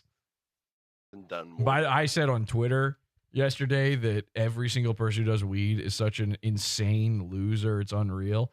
And, oh boy. Some people are very upset I had one guy, he's like, I'm a father of 2 and I have a wife. I'm like, yeah. In my head, I'm like, yeah, same, but I'm not, a drug addict. Sorry, you shouldn't be allowed to have children. Like, at the very least, Rufio's kids, they're safe at home with grandma and grandpa because Rufio refuses to raise them. A milligram of ketamine. But no. What else? I've been kind of feeling like I've lost... What else? Here's an idea. Explain the man wandering. Like, you're giving us a big life update. Can there be any light shed, anything elucidated about the guy who just walked in, took off his shirt, and made himself at home? Sight of where I was going with I haven't lost sight. I just redecorated and renovated the apartment a little bit. Oh yeah, this is major renovation. But I feel like I want to see more popular stuff. Did he turn into Canadian Rabbit? We've all been there. Jesus Christ. All right, well, if he's not on drugs, he should be. Something's got to wake him up with that one. I feel like I want to see more popular stuff. Yeah, same. My room, like, he's been trapped in the niche mines for too long. Yeah. Fixtures or something like that. Maybe some, like, acoustics foam or something like that. I don't know. Acoustics foam. So in Rufio's mind, popular stuff is the first page of results when you Google podcast studio on Amazon. When you're just searching for, it's that fucking red and black, shitty, fake acoustic foam. He wants that in his room instead of the weed flag, which honestly would be an improvement. It'd certainly be an improvement for Rufio. It would be way worse for just about anybody else. For instance, there's this one podcast called BYB Podcast. You ever heard of that? No. But I don't know. I feel like It sounds terrible, though. What I was aiming for when I initially started doing the room. Like, sounds like something a it's crippled gotten guy would chaotic. do. People often will often like come over and like chill and like smoke with me, but sometimes they'll crash on my couch. Okay, finally, our first little bit of peek behind the curtain here. So sometimes people come over, smoke a little crack. He calls this crashing on the couch. This man owns one pair of clothing. He's living there for, weeks at the very least. By the way, when Mersh crashes on a couch, it's actually called bombing. Had a girlfriend recently. She was nice. She was pretty cool. She took really good care of me and fed me really good. Yeah, a.k.a. Rufio had a mom. Mom number 2. Like, this girl showed real devotion. Like, real devotion. Now, this is Couch Girl. And this video is from before the videos I've already shown you. We're going back in time now. So what do you mean she did? She's still bringing you pizza. And I can't believe that we didn't stay together, but it's fine. But then what else? Jeez. By the way, nobody spoil why they didn't stay together. Okay, we'll save that. What's been going on in my life for like the last 6 months? Yeah, I had a broken leg. That's about. See, that's the thing. Without Podawful, the goons have nothing going on. Even when Rufio finally manages to complete his boyfriend-free girl quest, his gamer girlfriend quest, and a few of the side missions, there's still not enough going on, and certainly nothing as exciting as thinking your girlfriend got buried alive or thinking that you're talking to a necromancer. About it. So I'm just now getting back to jamming with friends and stuff for the summer. And I'm gonna start doing like little jam session concerts on YouTube somehow. I'm gonna put together an OBS file that I can like put my music through the Behringer into that and whatnot, so you can hear that. He's gonna do that with an OBS file. Don't worry about it. And I'll have it like set up so that you won't like hurt your ears or anything. Even though I like my music to be like ear bleedingly loud. I know. I would accept ear bleedingly in rhythm. Somebody once told me, it's too harsh, needs tone work, and this, that, the other thing. I'm like, that's the sound I want, though. Why can't you give me what I crave for? Like, God. I crave for my ears to be bleeding out of my sockets. Okay, I want that kind of music in my head. Your ear sockets. Yeah. Right? but I think his sockets are screwed on a little loose. Oh, anyway, all right. Yeah, so that's what's going on right now. I felt like I'd just kind of give you a little patch update so that you guys could see and hear from me as I am in the world right now. A little Rufio DLC. Merely existing. Oh, yeah, I forgot about that. He started using AI images of himself. He's somehow figured out how to put his face onto much better looking people. And so now you've got Rufio the Lion Tamer here. That's his channel logo. Bet you somebody's got a butthurt for that too. Peace, guys. Stay awesome and drink coffee. Be awesome. Be excellent. I'll see you in another video soon. Peace. Cool. Okay, cool. Peace. All right, so that gives you a little bit of the rundown on where we're at with Rufio. But it's way more confusing now to me. We have to get through a little bit of what's going on with this couch girl. Who can fucking help me walk through this couch girl shit? Because there's more than one. Well, we're going to get to that. And also your audio sounds like shit, Lenny. So I think you got voice mod on. You might want to do something. So Couch Girl comes into his life, and thus Podawful is done with Rufio yet again. It had already become nearly impossible for us to get in touch with Rufio. He doesn't want anything to do with us. He certainly doesn't want to be in a Discord with us anymore. I get it. I guess I understand. But the thing is it was always easy to get him into a Discord because he didn't have anything else going on. Couch Girl shows up. We didn't know. We didn't find out about it until later, but she's in his life and it starts explaining everything. It starts explaining his disappearances. And I think partially his mom was also in his ear, kind of explaining a few things to him here and there, trying to get him on the same page.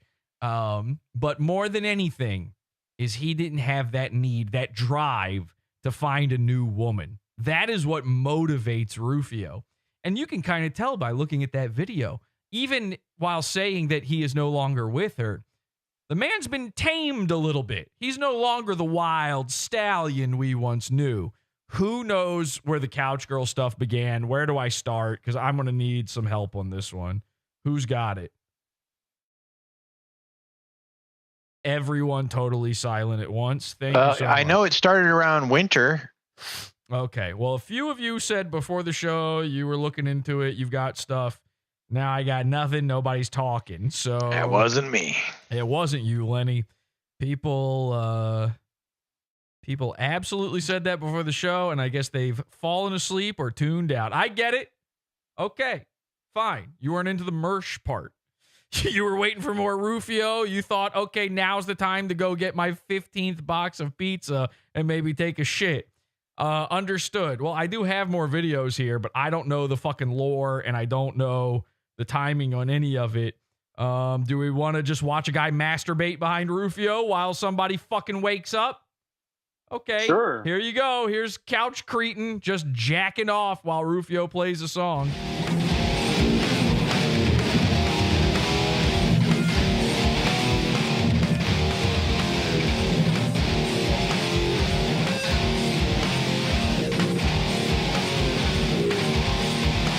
Okay, so Couch Cretin has finally changed clothes, once again proving my theory that he's been there for much, much longer than just crashing on the couch a little bit. We can't see the video. Yeah, sir. Yeah, we just see you darting around like. I wasn't darting around. I'm always looking back and forth between screens. I don't know why you guys are tee-heeing over that when I just asked who can tell me about Couch Girl and you all clammed. My apologies. You completely clammed. No, Erwin, I don't accept your apology because you just tee-heed and but you were Mr. Clams before. So you're clamming. Jared, oh yeah, this and that. I'm fully yorking over here. And now suddenly I look once here, once Discord's here, screen is there. I just go like this and oh my gosh, Jesse's flailing. Are you fucking kidding me? I didn't say you were flailing. You said I'm all over the place. Your eyes were darting, like you were like looking like around. Like you didn't know that we were watching, and we were watching. I thought it was cute. I'm looking all around? What are you talking about? In what world am I looking around any more than I'm looking. There's 15 screens in front of me. You think this is new? Me looking around? We don't see it usually. How did you see it any more than you would normally see it? Because I think you were thinking that we were watching the video, but we couldn't see the video. We could see you. Excuse me, sir. My eyes are up here. So, please. Okay, here's Couch Cretin. He's just sitting there on the... That was my bad. I didn't have the video up. Sorry. I could see it. And that's what really counts. He's got a little bit of lint in his hair. Oh, wait, what's he doing? Oh, my God. What's he doing? Now, you got to realize, this time around, Couch Cretin doesn't know that Rufio is now recording out of nowhere. He hasn't looked up. Rufio is already sitting at the computer playing the guitar. He thinks everything is going the way it's been going. Now, why he would think this is a good time to start touching, start reaching, and by the way, this is what the cops are saying. When they're saying, he's reaching! This is why they have to blast a guy away. You would do the same. If you walked into your living room and you saw this guy on your couch and he was reaching, what would you do? You'd have no choice. That's self-defense in every fucking jurisdiction.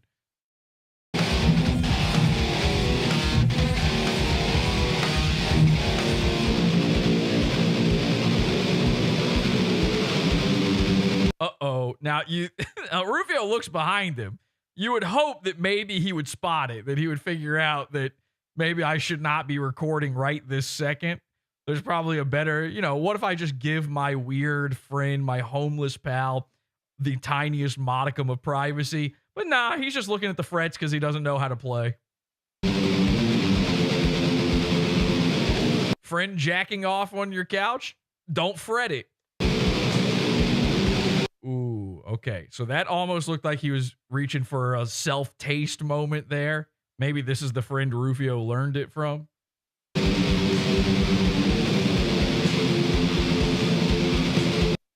And now, he's really making a lot of faces. Now he's freaking. The noise of Rufio's horrific playing is making this guy spaz.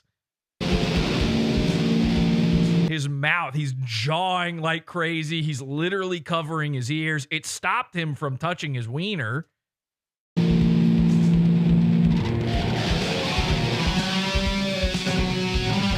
Did you see Hit a that? little spasm there. Did you see? Yeah, he just came. So that was a no hands bust. The guy just no hands busted on video in front of all of us.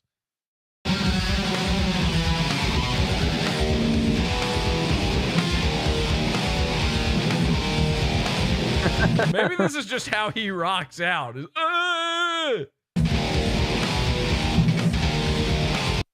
Uh-oh, do you see it? And look, we got another couch visitor.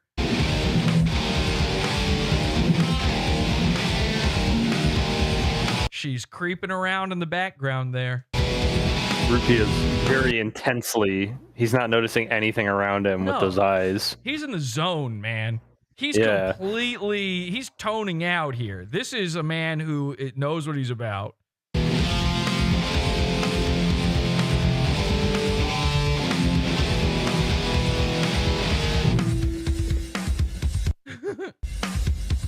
Okay, look at this. A nice little pixelated transition here. He just stops playing. Then the crown jewel of this entire small stack. The small stack small stack he's talking about, by the way, is not this stack of, I think these are pizza fucking boxes again. I don't know what they are. There's a stack of boxes behind him a mile tall. The Rocket Zapdos foil in the best condition you can possibly find it in. This. Then he zooms in on the boxes. He thinks he's zooming in on the Pokemon card. By the way, bingo. He thinks he's zooming in on the Pokemon card. He zooms in, perfectly framing the boxes in the background. Maybe those are boxes.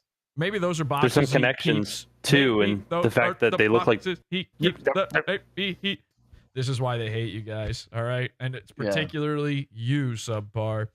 Yup. All right, calm down. Let me finish. You'll know when. All right. Let me just. I promise you, if I start to say a thing and then I do that, that guy started to talk, and then you should never go like, okay, I'll finish. Oh, he's gonna let me finish. I'm not gonna let you finish. All right, it's me. Okay. Okay. Please don't say that. I was not finished. So he perfectly frames these boxes. I'm starting to think maybe these boxes are what he puts the Pokemon cards in, but that doesn't mean they're not pizza boxes. Just to be clear, he might just be using empty old pizza boxes to put his Pokemon cards in. Now, what did you want to say, Subpar? I was just saying that there seems to be a Cyrillic alphabet on his pizza boxes. He's into Andrew Tate. There's a lot of connections there. Yeah. Well, something. Or it might just be upside down and backwards. Like Russian. Which I think it's literally like it's flipped. It says Pokemon. Because the Pokemon card is flipped as well. Yeah, this just says Pokemon. It's not Cyrillic. So this is what you wanted to interrupt me with. I'm gonna keep with my theory personally, but you wanted to interrupt me with thinking that this was some sort of foreign conspiracy. These guys are stealing the election together. Now, here is a conspiracy. He's talking about this very expensive Pokemon card he's got. Now, I'm not enough of a dork to know this stuff, but some people were doing some research in Discord before. Does anybody here know, is this actually... He's saying this is a holofoil or some sort of magic thing. What's going on with this card? Let me get a live price reading. That is Team Rocket Zapdos. Uh-huh. Team Rocket Zapdos. One moment, please. Buffering. I can get one used, which is the quality that he has, in $36. Okay. If you had a first edition graded PSA 9, which is extremely hard to get, $200. Okay, so he's touching it. It's not. he's That's touching the absolute like best you could hope for. It's out of the for that card. pack. I feel like that's even high. I feel like he's got some sort of like off-brand version where this is actually a Digimon. It's not even the real card. Rocket Zapdos foil in the best condition you can possibly find it in. Not possible. Your hands are on it. You just zoomed in on your hand on it. Now I know for sure it is not the best condition. It's worth roughly $300. So, I don't know. I had to gloat for a minute. Yeah, y'all. Oh, yeah. This guy, he's got no money. No, fuck this guy. Fuck him. Yeah. Oh, he's sitting on a $300 foil in one box. Just reaches in and pulls out like $500 worth in cards. Whoa! I don't know if this Zapdos is worth $500. It seems like a lot of money for a $600. All of it. Rufio is rich because he's got $300. I mean, that's the only proof of money that we've got. He's got a $300 Zapdos card and a $100 Walmart microphone. I don't know. Maybe he's like really, banking in some Domino's pizza points. He's got a lot of free pizzas on his way or something. I don't know about. I'm not exactly sure he's rolling in it at this point. The old Pokemon sets. By the way, this is in the middle of his music video. This was the same video as the one 2 seconds ago. Ah, yes. Where I don't dress myself up in jewels and gold and elegant diamonds and stuff like that. No, I dress myself with lots of fashionably ancient cards. By the way, okay, so I don't know what that was. Rufio's idea of editing and all this stuff is such a bizarre thing, but he's trying to say he doesn't dress up in, these fashionable hoity-toity things. But here we have Rufio, who posted a photo of himself as a Mr. Monopoly man, cane, top hat, the whole 9 yards, and a beautiful Affliction shirt, which the affliction in hand seems to be that it is stretching against his gunt.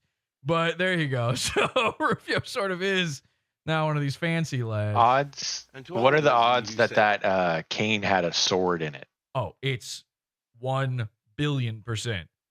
If you can't go like chink, shh, with that cane, I would take the blunt regular cane and stab myself in the throat with it until I die. That's how positive I am. There is no way. In fact, I would even go so far as to say there's a distinct possibility that there's a lightsaber inside the handle of that cane. You might actually have the world's first wooden cane lightsaber going on. And I can't even imagine a world where it's not double bladed somehow. I'm not even sure where it comes out at that point. Oh, you make weak content, no effort, dude. That is like the premium grade content. I'm so sorry you don't see good content in your lifestyle. I mean, if you're watching nothing but podcasts... Oops. Right as he says podcast. And when Rufio says podcast, he, of course, means one podcast, Podawful. It's the only podcast he's ever known about, ever seen in his life. Right as he says it, you start to realize Couch Cretin is back there again. Did you even notice? Look, you don't see good content in your lifestyle. I mean, if you're watching nothing but podcasts, your life... You see him move his little hand. He just readjusts. ...is going to be miserable because they talk about nothing interesting other than the battle of the sexes and how quickly can they corrupt a relationship. So... So I know in your head you're thinking, that doesn't sound like Podawful, but it does sound like every episode of Podawful involving Rufio. Oh, fuck podcasts.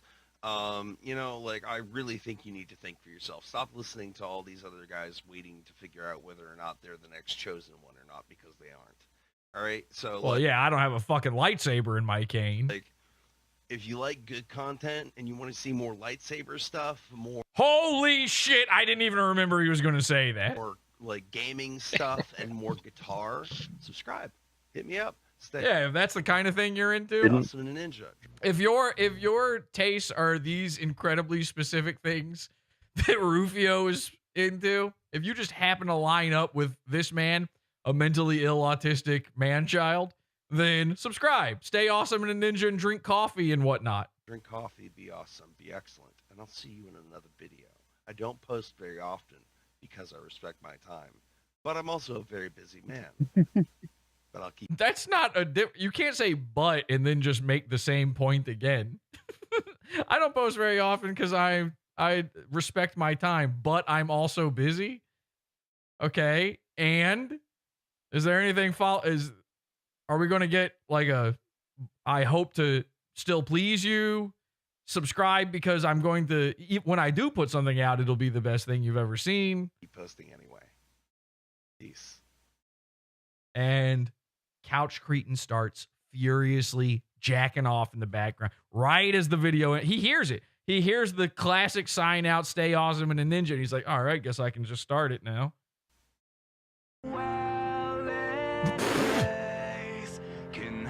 Okay, and we end with an awesome Rufio lightsaber duel with himself. This is sort of a duel of the lames. I can't. Well, I have he to is stop the Darth music. Rexperia. Hey, he's Darth Rexperia. I have to stop the music. This is copyrighted music, but there you go. So this is the kind of stuff you get if you subscribe to Rufio, a true ninja. Is there anything I'm not going to sit here and watch? We've seen Rufio do lightsaber. Oh, well, he does switch to red. Whoa. He just bled his crystal. All right. Anyway, there you go. There's Rufio. All right. Anybody know any couch girl lore? Yeah, I apologize. When you chastised Lenny for his audio quality, I turned off voice mod, and so you were just sitting there talking to yourself, and none of us could hear you. And you thought, what were you? What were you like in a deep state of panic where you're like, why can no one hear? Did you think you had entered the couch boy realm where you're just this ghost wandering around in the background of this show? Did you start digging in your ass at that point? I never stopped, but okay, fair enough. What's the story with Couch Girl? Because I don't know what I'm supposed to even do here, what we're supposed to have. I really wish Feds was here because she's the Couch Girl expert. But we just saw her one time in one of his thought logs, I think, and she was just in the background. Mm-hmm. And ever since then, she's been known as Couch Girl. A little bit of background on her. She is 39 years old. And loving it. And she has 4 children who she does not raise. They're being taken care of in a Rufio sort of situation by her mother. Rufio's perfect woman, yeah. Yeah, one of those children is trans, like not even joking. But so she often posts like pro trans stuff. She's very gay friendly, goes to pride parades in Waterville, that sort of thing. Okay. So not something not someone that you would think Rufio would really identify with, but do we know how they met? Do we have any idea how they actually met? I do not know. I'm guessing she was homeless. She's talked about being homeless in the past on her Facebook. So I'm guessing it was one of those situations where, it was cold outside. Was it not at the bus stop? See, this is the craziest thing is Rufio claims to like let these people. I mean, Rufio has claimed that we have an audio recording of it that he let like was it a 15-year-old girl stay on his couch before? And of course, in your mind, you're like, oh no, Rufio, please be the one goon that this is not true of. Please, it can't be anything good. But I mean, you see this, he does literally just let any vagrant in. And finally, one of these vagrants, and it's been men and women in the past before, and in fact, one of the first things he usually offers up to anyone catfishing him is, you can come live on my couch. You should come live with me. Please come live with me. I have a couch. Look at my couch. And finally, it happened for him. Couch Girl, the reason we called her Couch Girl is she originally was not his girlfriend. That's what we believe, right? She was just staying there. In fact, I think didn't she originally even like make a big deal about that, saying like, no, we're not together. Yes. This is like a... She called them Bubbas. Say that again? That's right, yeah. She called him Bubba. Oh, Bubba. Yeah, that's right. Now, where is... we had a video where is that video of Couch Girl and the other couch creature? We have another couch creature for you where they're I in the DM background. those to you, You've or got else that? they're in the thread. All right, let me look for that. So here we go. Oh my God, here we go. Now you've got two of them. Are these the same video? I'm not sure. Let me see here. Well, one of them's 7 seconds long. So let me start with this one. So, is this our first sighting of her? Is this us like first realizing? No.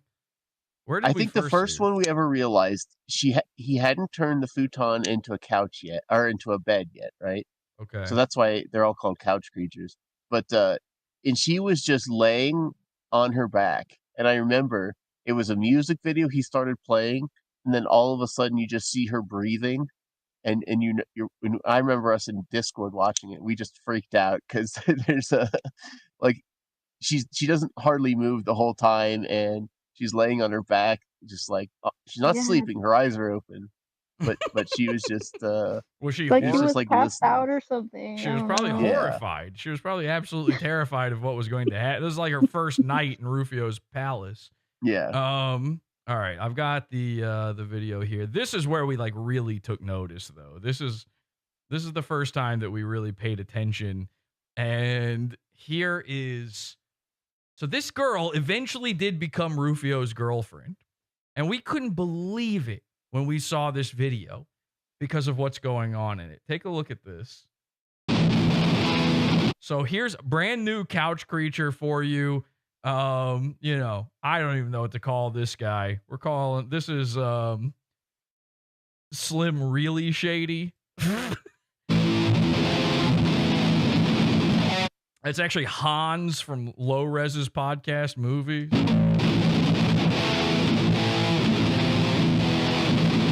I don't know how we got him. So they're just doing what people always do when they're back there on that couch. They're just laughing, ignoring Rufio. Rufio isn't part of the group in his own home. Check out the bald spot, by the way. And this is the way everything was set up before Couch Girl moved in, before she was really a part of things. Eventually, Couch Girl did graduate from couch to bed. I actually think that stuff on the floor behind him is from Floor Friend. Yeah, so if I you think guys, so, yeah. if you recall, there was a guy called Floor Friend. Floor Friend showed up in the background. Was that the Red Rooms episode? In the background of the Red Rooms episode. Yes. Yes. Floor Friend was just some guy that happened to be there the whole time, and we couldn't see him. And then all of a sudden, it turned out he could hear everything we were saying. We had been mocking Rufio and his friends and all this stuff, and he was there, and he was hearing it all. It was insane. And yeah, you're right. That stuff on the chair behind me here, this stuff right there, is Floor Friend stuff. Then she's got her shit moved in there. And you can see, though, she really did come in. She sort of domesticated Rufio. She turned his whole life and living situation around. She really helped him out. He did start going even more bald, though, as a result. But she even tried to help with that. But before that happened, and before she graduated to the bed, the first to ever do it, although some people still theorize that maybe she never actually slept in the same bed as him. She always slept on the couch. But then where is she going? Now that there's other guys on the couch, where is she going? Actually, maybe it's on the couch with those guys, because look at this video.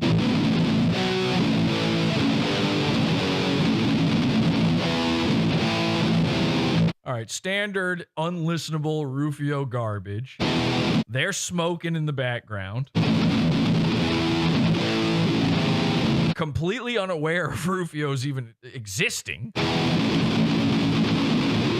You know this is like a really deeply bad guy because he's wearing sleeves. And I know that sounds confusing to the audio people because in your head you go, well, I wear sleeves. I'm a normal guy. I've seen lots of people wear sleeves, Jesse. What do you mean? Were they attached to your shirt? Because if so, you're right. You're normal. This man does not. He's got sleeves. He's got a shirt. They're separate entities. he elected, by the way, in Maine, I don't know what time of year this was, but for half of the year, it's too cold in Maine to ever do this. He went into his closet, and by his closet, I mean Rufio's closet, and he said, I'm going to put on a tank top. And then he said, oh shit, I do heroin. I bang heroin, and also I'm a cutter. What do? I really need to wear this fucking tank top. Why? Guy's not built. He certainly doesn't have, he doesn't even have a tan. This might be his first time ever exposing his skin to sunlight.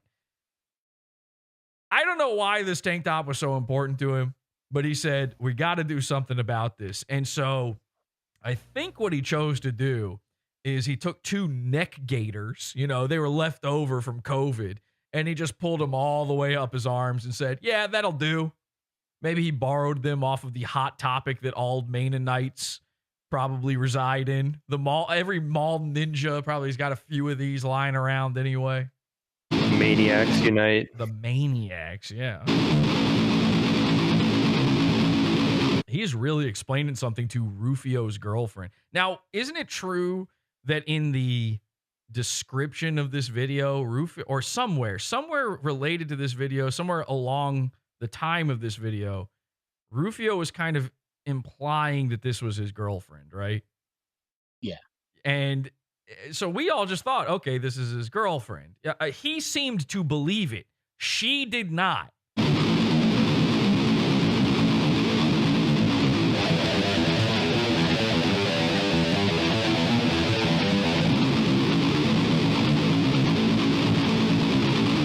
Did you just see his bald spot blink, or am I just losing my mind? Now they've run out of things to talk about on the couch, which means now they can hear Rufio's playing, and they're becoming upset. They don't know what to do. Wait, is that it?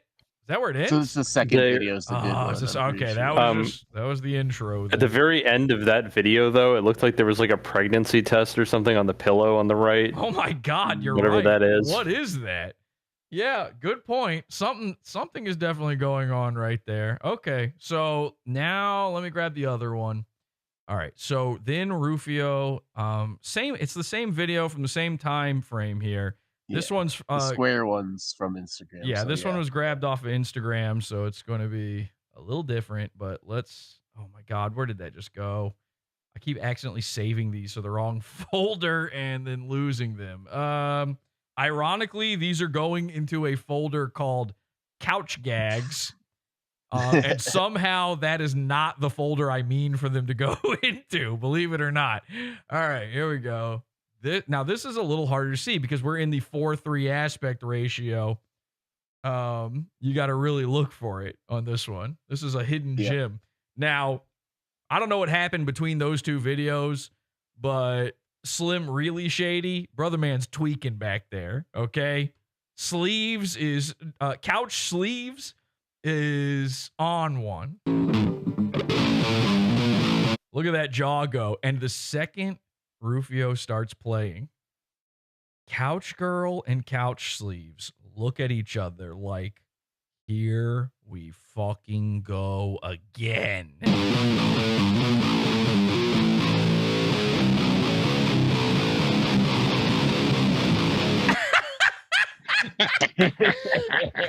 That's jaw jacking if I've ever seen it. So I mean, at first I'm like, this guy's just high. This guy's just high. No. He is mocking Rufio's playing there. It was in tune. It was on beat with the play. He's going da da da da da while rolling his eyes.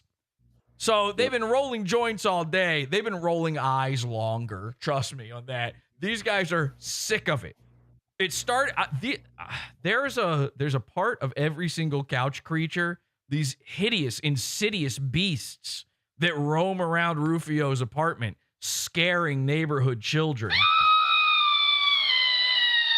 There's a part of each and every one of them that goes, maybe it'd be more worthwhile to just be homeless. I'm not so sure this is the better option, really, for me. I could probably just go to a soup kitchen, hang out all day.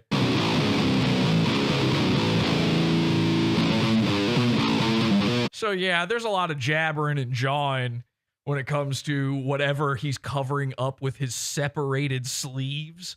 But a lot of this is also, please, for the love of God, Rufio, stop. Not that we want to talk to you so bad. We don't need you to even turn around. You can still just keep looking at the computer. We just don't want to. We just don't want to be afflicted by your T-shirt. Don't look where her hand is right now, Rufio. Well, that's all right. Now that's the surprise reveal. Whoopsie! Rufio moves that guitar, and you get a good view of what's really going on back there. Whoa! She doesn't just have a hand on his leg. It's not even a friendly leg. It's up on full thigh meat, and she's got a death grip going on it. The gripper. It goes, guillotine!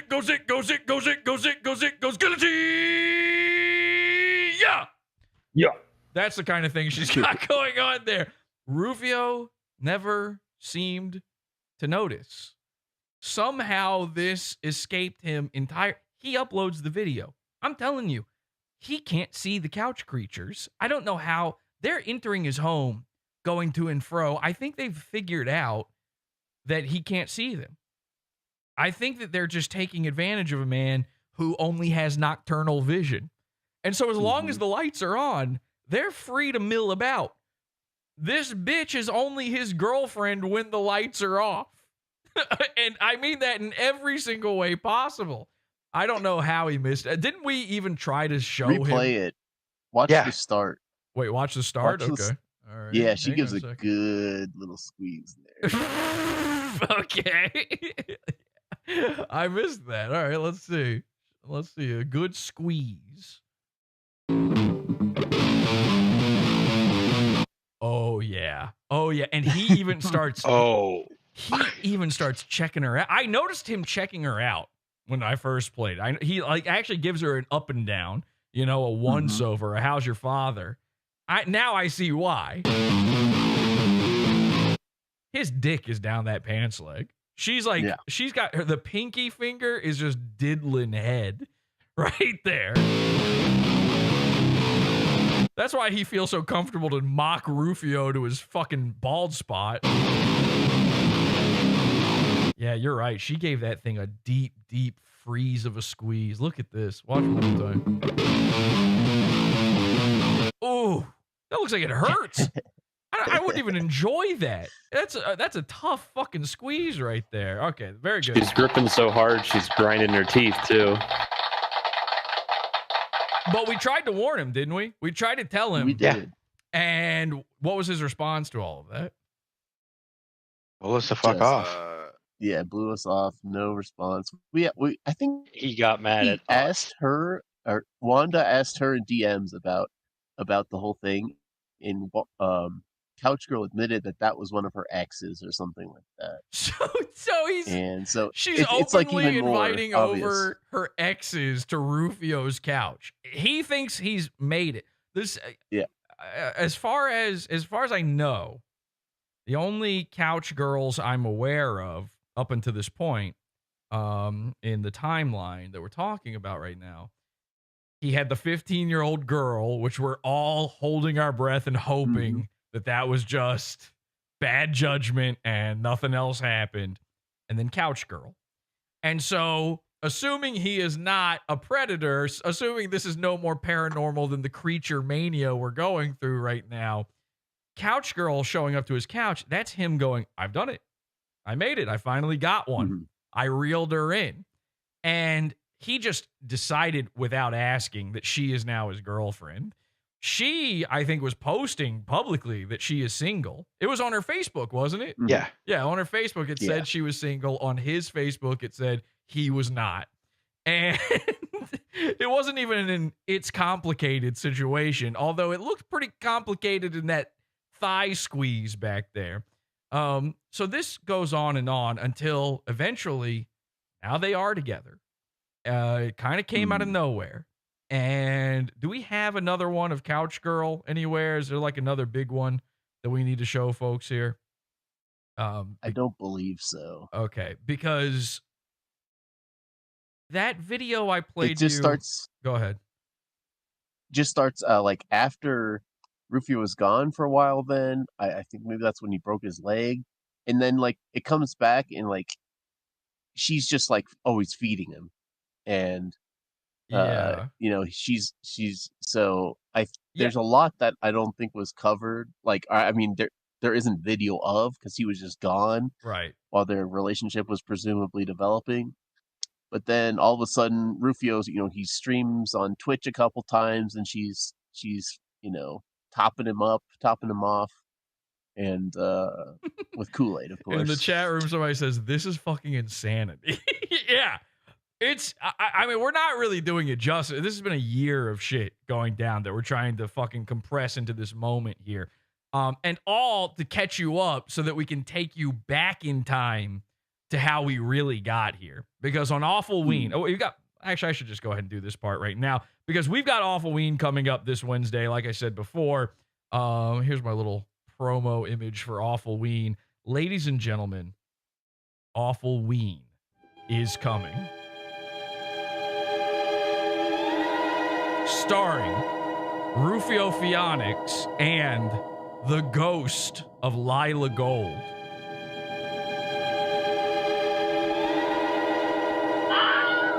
One of Rufio's many, many tragic endings to one of his relationships.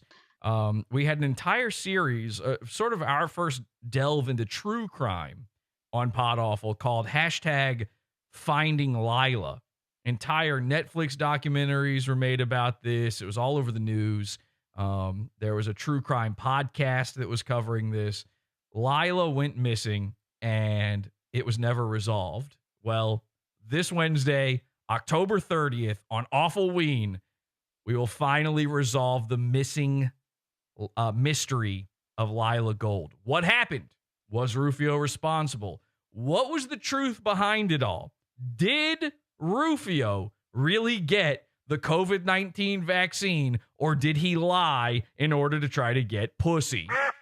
You will find out the answers to all of those questions for the first time in many years on Awfulween. It's going to be very, very, very exciting. I'm incredibly proud of this. It's been a long time coming. And again, I've been talking about this for years now. And I've mentioned it here and there. I've sort of hinted occasionally that I've got something big in the works for this. Because this is much bigger than me. This is a serious thing where I could not possibly have saved Lila on my own. The cult couldn't do it. We tried, but we couldn't do it. We tried to get the word out there. That's why we started that hashtag. People were hanging up missing flyers all over the country. So finally, I teamed up with a very special, very big YouTuber who is known for this sort of thing. And you'll see it all on Awfulween. And we can finally do a case closed on this whole thing. It's going to be very, very cool. Please tune in.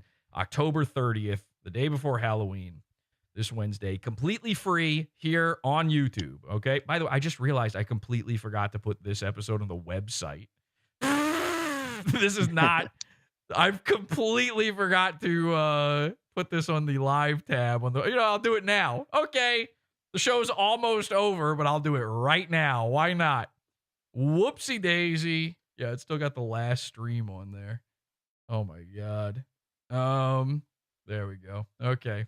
Some people will be tuning in now mad that they were missing it. Okay, Awfulween coming up very soon. Get excited. This is the preamble. You kind of gotta know where we've been with Rufio. I do recommend maybe there should be like a full, Finding Lila / Awfulween, all the Rufio Awfulween episodes viewing to kind of get us back up to speed for that. I don't know. Maybe I could stream that or something day of, and we'll just do a big event for this because you kind of got to know, you got to be involved in all of this. You got to understand all the Rufio lore. And it's honestly, all of those episodes are some of our best work. Absolutely the best episodes of Podawful are in that playlist. So Awfulween, we had Couch Girl all this past year. And of course, everybody's like, what's going to be, when the second the Halloween show starts coming up, the first thing I start hearing is, what are you doing to Rufio this time? How have you catfished him this time? We couldn't. It wasn't possible. There was no option for it. He had been completely enamored by this couch girl. And we tried to penetrate that shield. But take a look at this. You can't do it. This girl is his new mom. It's a mom he can fuck, which means it's his dream come true.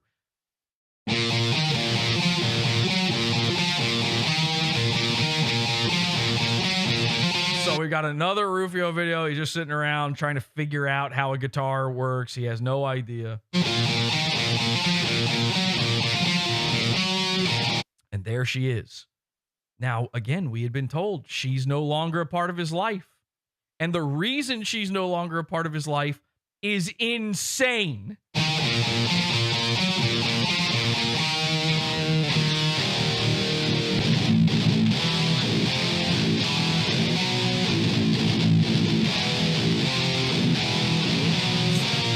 So she shows up in these videos, and it's the talk of the town here at Podawful. It's like, what's she doing back? Is that even her? There's an entire conspiracy theory to say this isn't even her. And I'm like, well, it's not his mom. Some people thought it was his mom.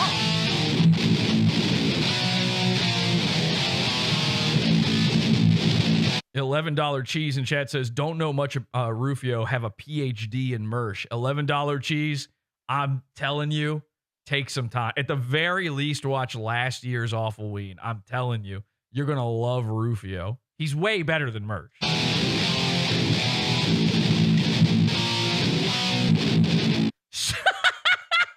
So she brings him out this plate of burgers. And something between her waddling it out to him and literally setting it down in front of him was embarrassing enough to happen that he edited it out. But he's acting like this is one seamless song, like that's just okay to do. But honestly, it doesn't really seem to make that big of a difference.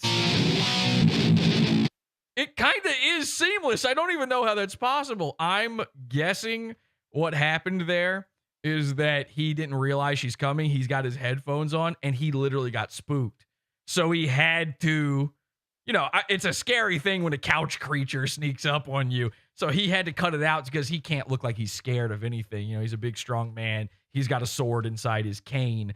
But this woman is treating him better than anybody has ever treated him, bringing him 2 hamburgers while he's busy making music, being a local musician, his dream job.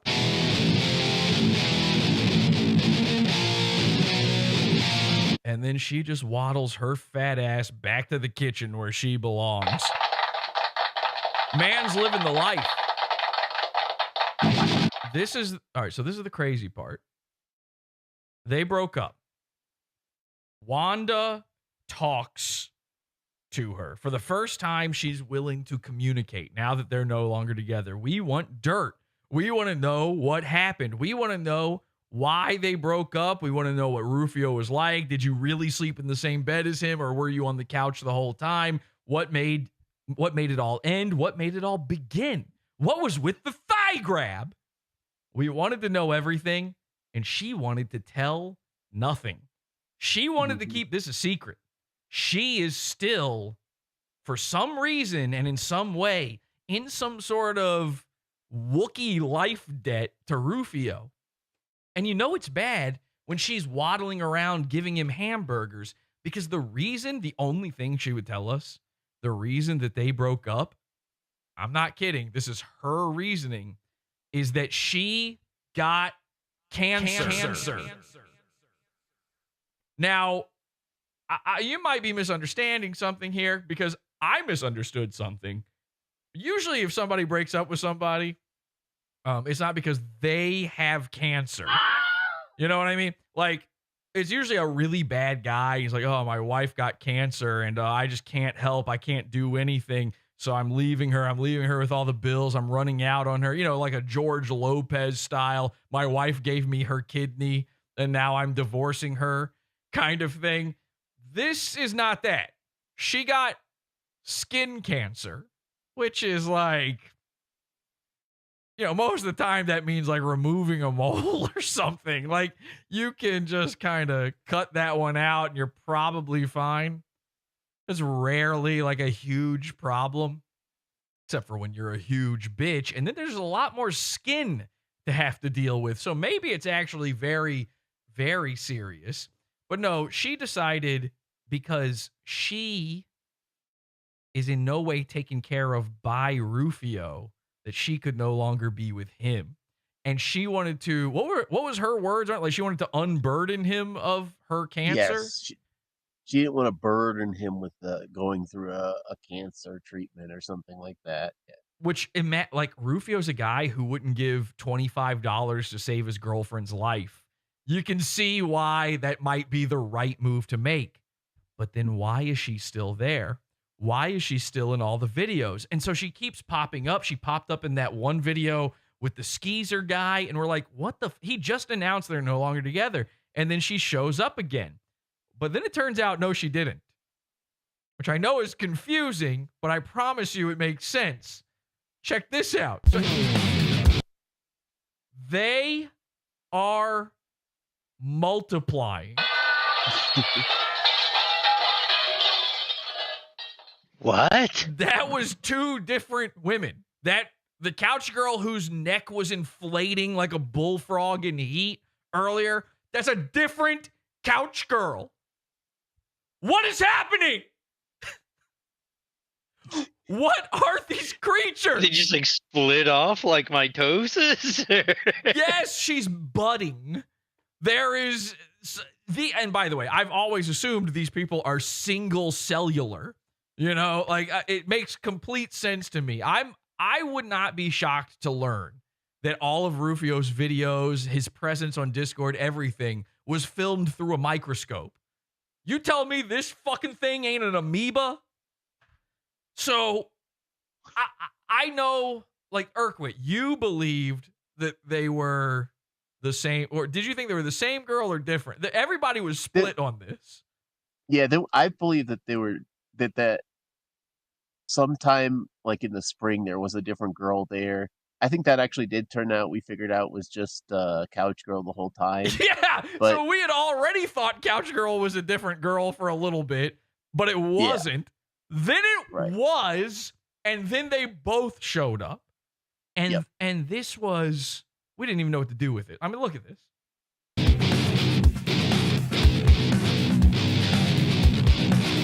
And by the way, I remember Urquit was like, no, this new girl is too fat to be Couch. Couch Girl's not that fat. But look at fucking Couch Girl in this one. They are both blobular. Look at this. And speaking of Buffalo Hump Mersh, which, by the way, is what everybody is now calling him. They're cyberbullying me to death.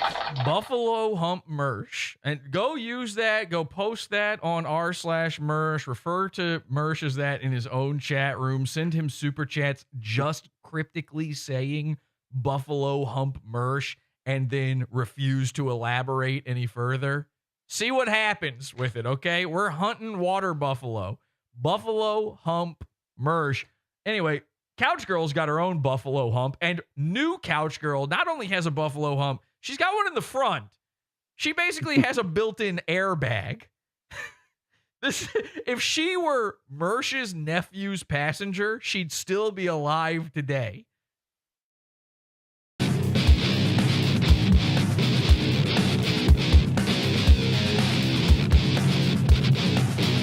So, and again, they're just, it's like he's not even there. It's like they're not even having to hear this. Original Couch Girl's back there fixing the Matrix. New Couch Girl's just on her phone.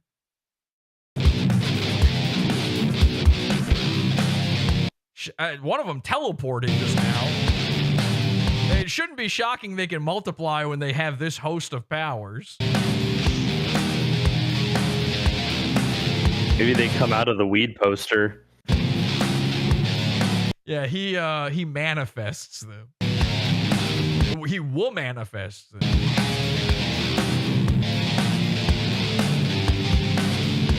And look at this. This is so fun.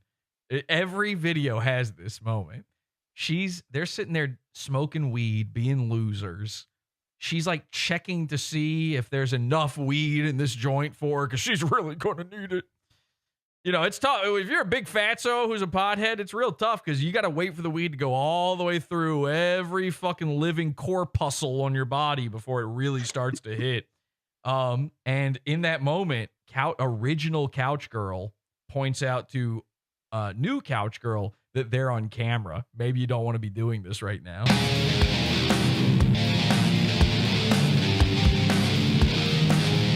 Whoops. Whoopsie. And she does a quick, oh my God. Oh shit.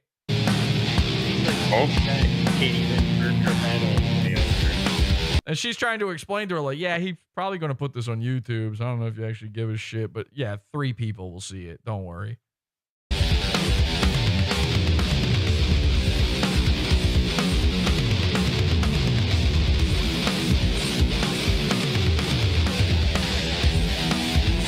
Damn, this is kind of a sick jam. I'm starting to get into this.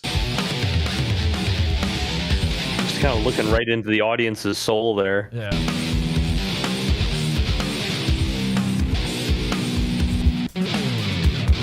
Oh, okay, time to start over. Right. Because he can't play it twice. That's the craziest part, is he has no possible physical way of actually doing that again.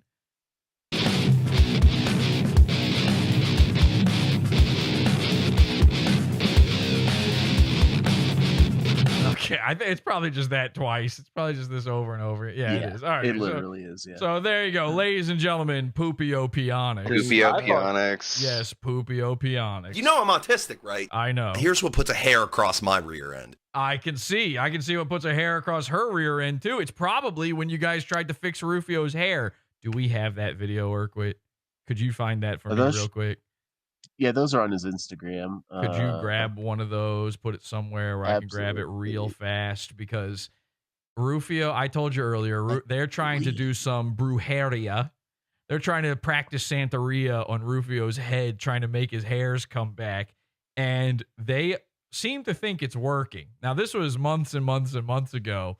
And all the videos I've seen after this one, Rufio's looking balder and balder by the day. But in this one video, when she was still around and cancer-free and could rub the slop on top of his head to keep it happy, his hair was just it was struggling to come back, but it was there. The peach fuzz was coming back in. We really have to take a look at that. You got that, Urquit? I'm sure he's got it. Urquit, you got that? Guys, Awful Ween this Wednesday, October 30th. Rufio Phoenix, Lila Gold. I'm filling the time here. Do we know if the couch creatures are related? Because they both have a similar, like, Cro-Magnon looking forehead. We've seen now what? 1, 2, 3, 4, 5, 6, 5 or 6 different couch creatures in just this episode alone. They're probably all related. Even the ones where they're fucking. They're probably related. That's how you become a couch creature. Like, I wouldn't be... By the way, this is a theory that I've always had in my head. Buffalo Hump Mersh. I kind of think that his sister, the dead one, you know, the ghost, the hunted, I've always secretly thought that he was in one of those situations where his sister was his actual mom and grandma had to pretend to be mom because the sister was too young when she had the baby. You ever know anybody like that? I'm gonna have to draw all this out, man. Yes. Like I knew a girl in school that was in one of these situations. Her sister was in this situation where she had 2 sisters. Okay. One of them was much older than her, and one of them was quite a bit younger than her.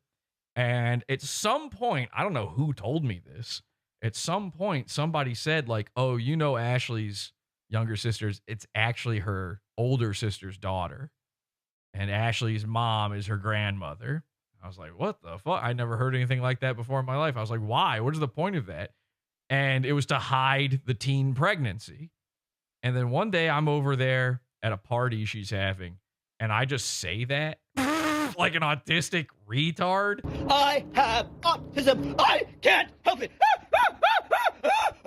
I just didn't even realize I thought they all knew, and I thought like the bit I thought the bit was that they're all pretending, but no, the little sister was out of the loop. So I accidentally revealed to their whole family this thing. She starts crying. I'm an idiot. Yeah. Choo choo, all aboard the Beachheart Express. It was one of the most embarrassing moments ever. It was horrifying. She's just crying. Was that embarrassing for you? Well, the craziest part is like I'm dropped off there. So now I'm there during their big family emergency meeting talk. You know? It's just me on the couch like, oopsie doodle. Did I do that? Yeah, sorry. Got any cheese? So you're adopted her, except it was much worse. Yes. Wait, I mean, she was adopted. So that was another thing she had to learn. It was both her grandmother adopted her as her daughter to make all of this lie work. Oh my God. And I don't remember if Ashley knew. I don't remember because I might have found out from my own parents. Like my mom might have told me. She might have known somehow. I don't remember how I found out, but just like a complete spurg. I was like, I thought, so-and-so was your mom. And they're like, what? And everybody else is like, somebody drops a wine glass and it shatters style moment. I'm like, yeah, what? What, this is a secret? Podawful's been making it worse for a long time, man. Hey, if this is a secret, why do I know? By the way, I think I did that family a favor. That's a fucking psycho thing to do to a child. By the way, because one day she's going to find out. One day, presumably, in the playbook, one day they're scheduling her to find out. They're going to have the big talk. And if that happened to me, I'd be like, oh, I'm never talking to any of you people again. You're freaks. My entire life is a lie. You can't do that to a kid. That's so fucked up. So I choose to look at it as I did them all a favor. Thank you. Yes. One of the best. So I DM'd you a quick and dirty screen recording of okay. There's audio in it, right? Yes. Thank God. All right, here's Rufio's Instagram, and let's take a look at the video. And please stop clicking. All right, so please stop clicking your knife, Urquid. For the love of God, just keep out. Do you just lay in a bed filled with knives and you're just sitting there? If you knew. I do know. I've seen it. You are laying in a bed surrounded by knives. It's true. So I would rather be in the situation where my mom is my grandpa or whatever the fuck I was just saying. If I found Urquid. I'm done. Okay. You need to clean up the knives from the bed. It's a bad look, especially with your history, with your female history. You know what I'm talking about? I do know. You don't want to be rolling around like you're sexual with knives. Rufio's into blood play. We had to hear about that quite a bit, but you're gonna give the wrong idea because do you ever want to be with a woman again? Yeah, of course. What was the last one? Is it a girlfriend or a wife? I forgot. Fiance. Oh boy, right in between. So now I'm not going to say here live publicly what it is we're talking about, okay? Because that would be too much. It'd be too embarrassing for you, and I'm not here to shame you in any way because I love you. Urquid is the greatest guy, or whatever the fucking quote is. Urquid. So I'm not going to say it. However, I appreciate it. I got to know, much like with the little sister, big sister moment, is it in the plan to eventually, do you want to be with a girl ever again? Do you want to have another fiance or marry somebody? Not a fiance. I don't think I would look to get married again, but it could happen. Okay, but you're open. I'm open, but I don't have any expectations. Is it in the plans at all to tell the new one at some point? Like, what is the protocol? At what point do you explain what happened to the old fiance?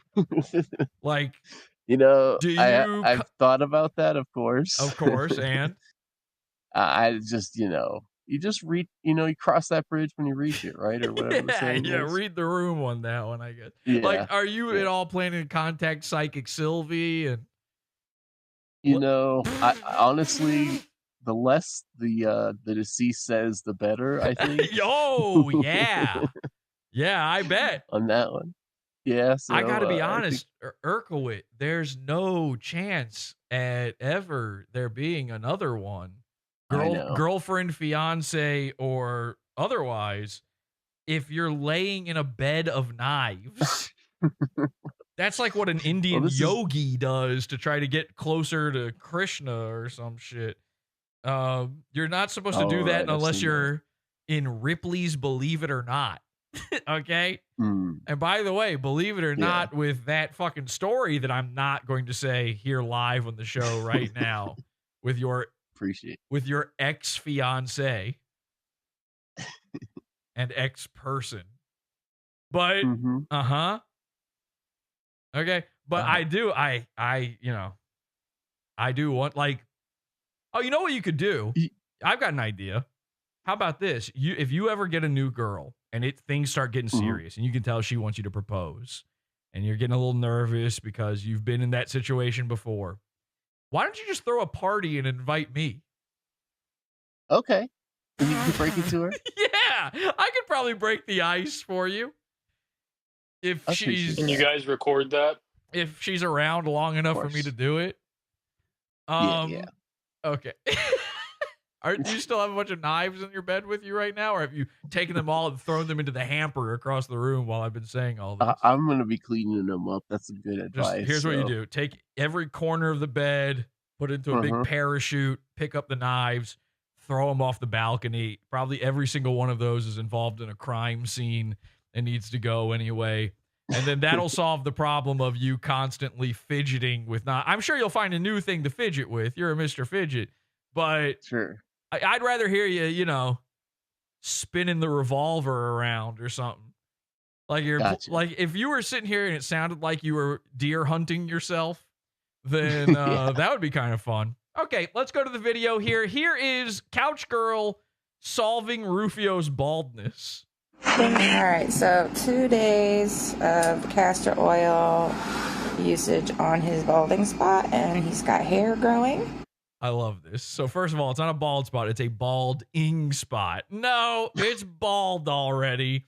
They're using castor oil, which is, I'm pretty sure, what old people used to have to drink at the dinner table in order to get their vitamins and nutrients. Of castor oil usage on his balding spot, and he's got hair growing, which is great. So they're seeing results. This is working. So yay. And he made her film this. This is on his Instagram. All right. So yeah. Okay. Now here's where it gets crazy though. Let me zoom this in so everybody can see. The second she starts pulling at it, the hair starts coming out. He actually gets balder in this video. All right. So 2 days of castor. There it is. Did you see it? Yeah, I don't want to pull it. What? It's like I didn't get why she pulled. Psychic Sylvie, what the fuck are you doing here? Look at that. That's loose hair. Look at that. You can see it just all coming out. Oh my god. She actually made it worse. Castor. She literally pulled it oil. There it goes. You'll never see that one again. Bye, follicles. On his balding spot, and he's got hair growing. See ya. All of that was loose. Every single hair was loose. Which is great. And you can hear Rufio. So, yay. So, yay. So, yay. Yeah. Couch girl. Couch creatures. Oh. They're real. What? The second video was there too if you wanted to keep playing it. There's another video? Yeah. I didn't even know there was a second one. All right. I was only remembering that one. Yeah. Okay, all right. Yeah, let's take a look at it. If we got it, we'll take a look at it. I had no idea. There's another one. All right. Where does it start? Here we go. Oh yeah. Oh, look at it. It's so cute. All of the little hairs. They're doing this little, like, curly cute thing. So much blonde hair here. Oh, my goodness. It's blonde because you bleached it.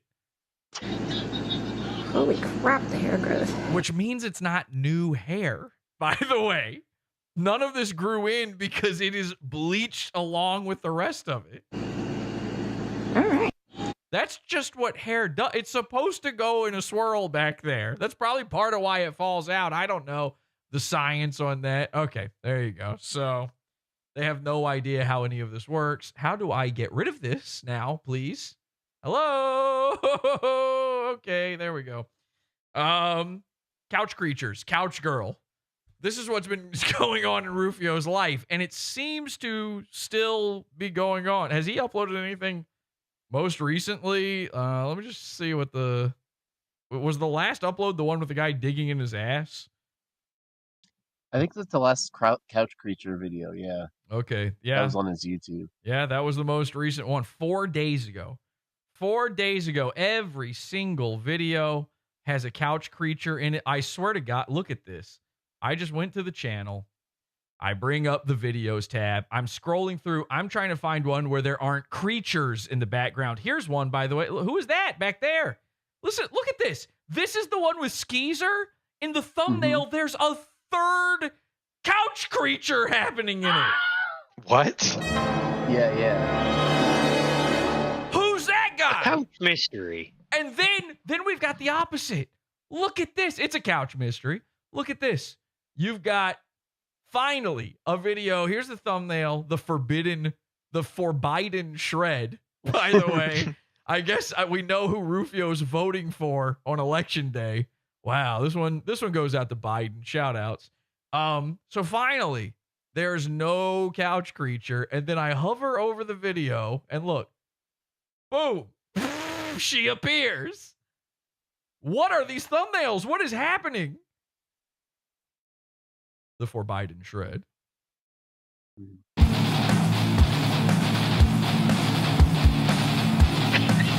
Okay. I Not get allowed it. to even see it. I forbide you from ever playing this again. Actually, the title is the forbade shred, so he can't get it right even amongst himself. All right, let's go. Let's turn the lights on here. Sorry, I don't have nocturnal emission vision or whatever the fuck. Holy lard. I feel like I'm at the beach.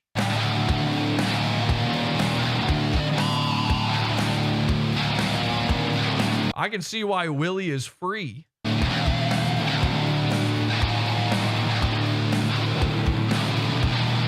The couch creatures never fucking end. And speaking of never ending, guys, we're going to go over to the Pod After Show in the Pizza Fund. Join us, podawful.pizza. Get immediate access to this Pod After Show where we're going to go over something very interesting to me. I think you're going to enjoy it. We have another creature to look at. In fact, the last time we looked at this creature, he was sinking deeper and deeper into a couch. Well, why hide it from you? Let me show you exactly what I'm talking about before we go over to the Pizza Fund. Here's a little video. Let's just play this and see what this is all about. In Las Vegas, with Sam Hyde, Nick Rochford, Charles Carroll, and Chris Kattan. Yeah! Yes!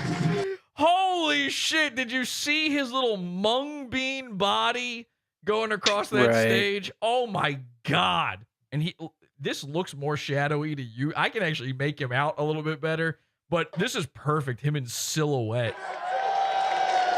Oh. The top of his chest moves before the rest of him. Yeah, he's following his gut. Ladies and gentlemen, it is what is this? Perfect Guy Life podcast with special guest Podawful Goon Chris Kattan. All right. Oh my God. And Couch Creature Kattan, KKK, by the way. That's how that's spelled. Don't think about it. Couch Creature Kattan's little teats are running over so much. I think I heard James get hard just now. Chris, let's dig right into it. Let's go to usacrime.com, our homepage already. The sponsor of Skankfest, usacrime.com. I need to know what's happening in the world. Best Score is closed down, so you got to go there. Exactly. Yeah, Style Project is no more. I think they're probably still doing though. I think Style Project still exists. Good. Ogreish is probably alive and well. Chris, have you gone on Style Project lately? No, I haven't. I can't wait though. Let's That is unreal. It's like, it's not, it feels fake. If Chris Kattan is like a Muppet come to life. This is like they had Swedish Chef on as the guest. He doesn't seem like he belongs in other people's realms like this. And I say that even though Chris Kattan has been inside the Podawful realm, henchmen have seen him up close in real life, just as close as Sam and Charles are to Chris right there. So I guess the bit here is they're going to show Chris Kattan gore, and we will find out in the Pod After Show if that is as shocking or more shocking or less shocking than delivering him food. Which will he make a worse face at? You'll find out in the Pod After Show, and we cover it. Of course, this is a fucking video you can just see for free right now, I guess, on your own if you want to watch it. But if you like my commentary on it, you can join the Pizza Fund, podawful.pizza, get immediate access to this Pod After Show and all of our Pod After Shows. And depending on what level you join, many of our premium shows, our bonus shows, and our banned shows all over YouTube. We are not allowed to actually upload anything here. This stream you are watching right now is illegal. Join the Pizza Fund, support us, keep this going. Podawful.pizza. Urkowit, you beat me to it. I was typing it in chat while talking, and you still managed to beat me to it. We'll see you over there in just a bit. We're going to get that all set up. Go hug the website until it dies. DDoS it, because that's been happening every single time. Everybody goes to run to watch the Pizza Fund, and then nobody can watch it. Get over there quick. Podawful.pizza. We'll see you there. And I hope to see you guys for Awfulween, October 30th, this Wednesday, completely free here at awful.tube. Until next time, have an awful day.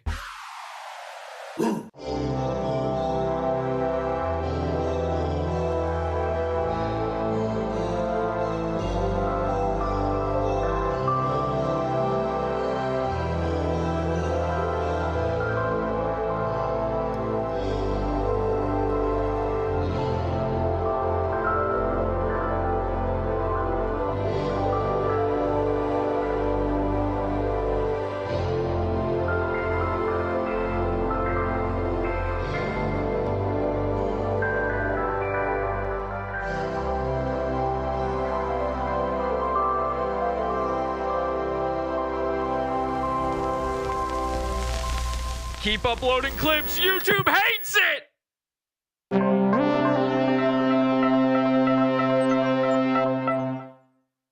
Oh, hooray, hoorah, kulu, kalay.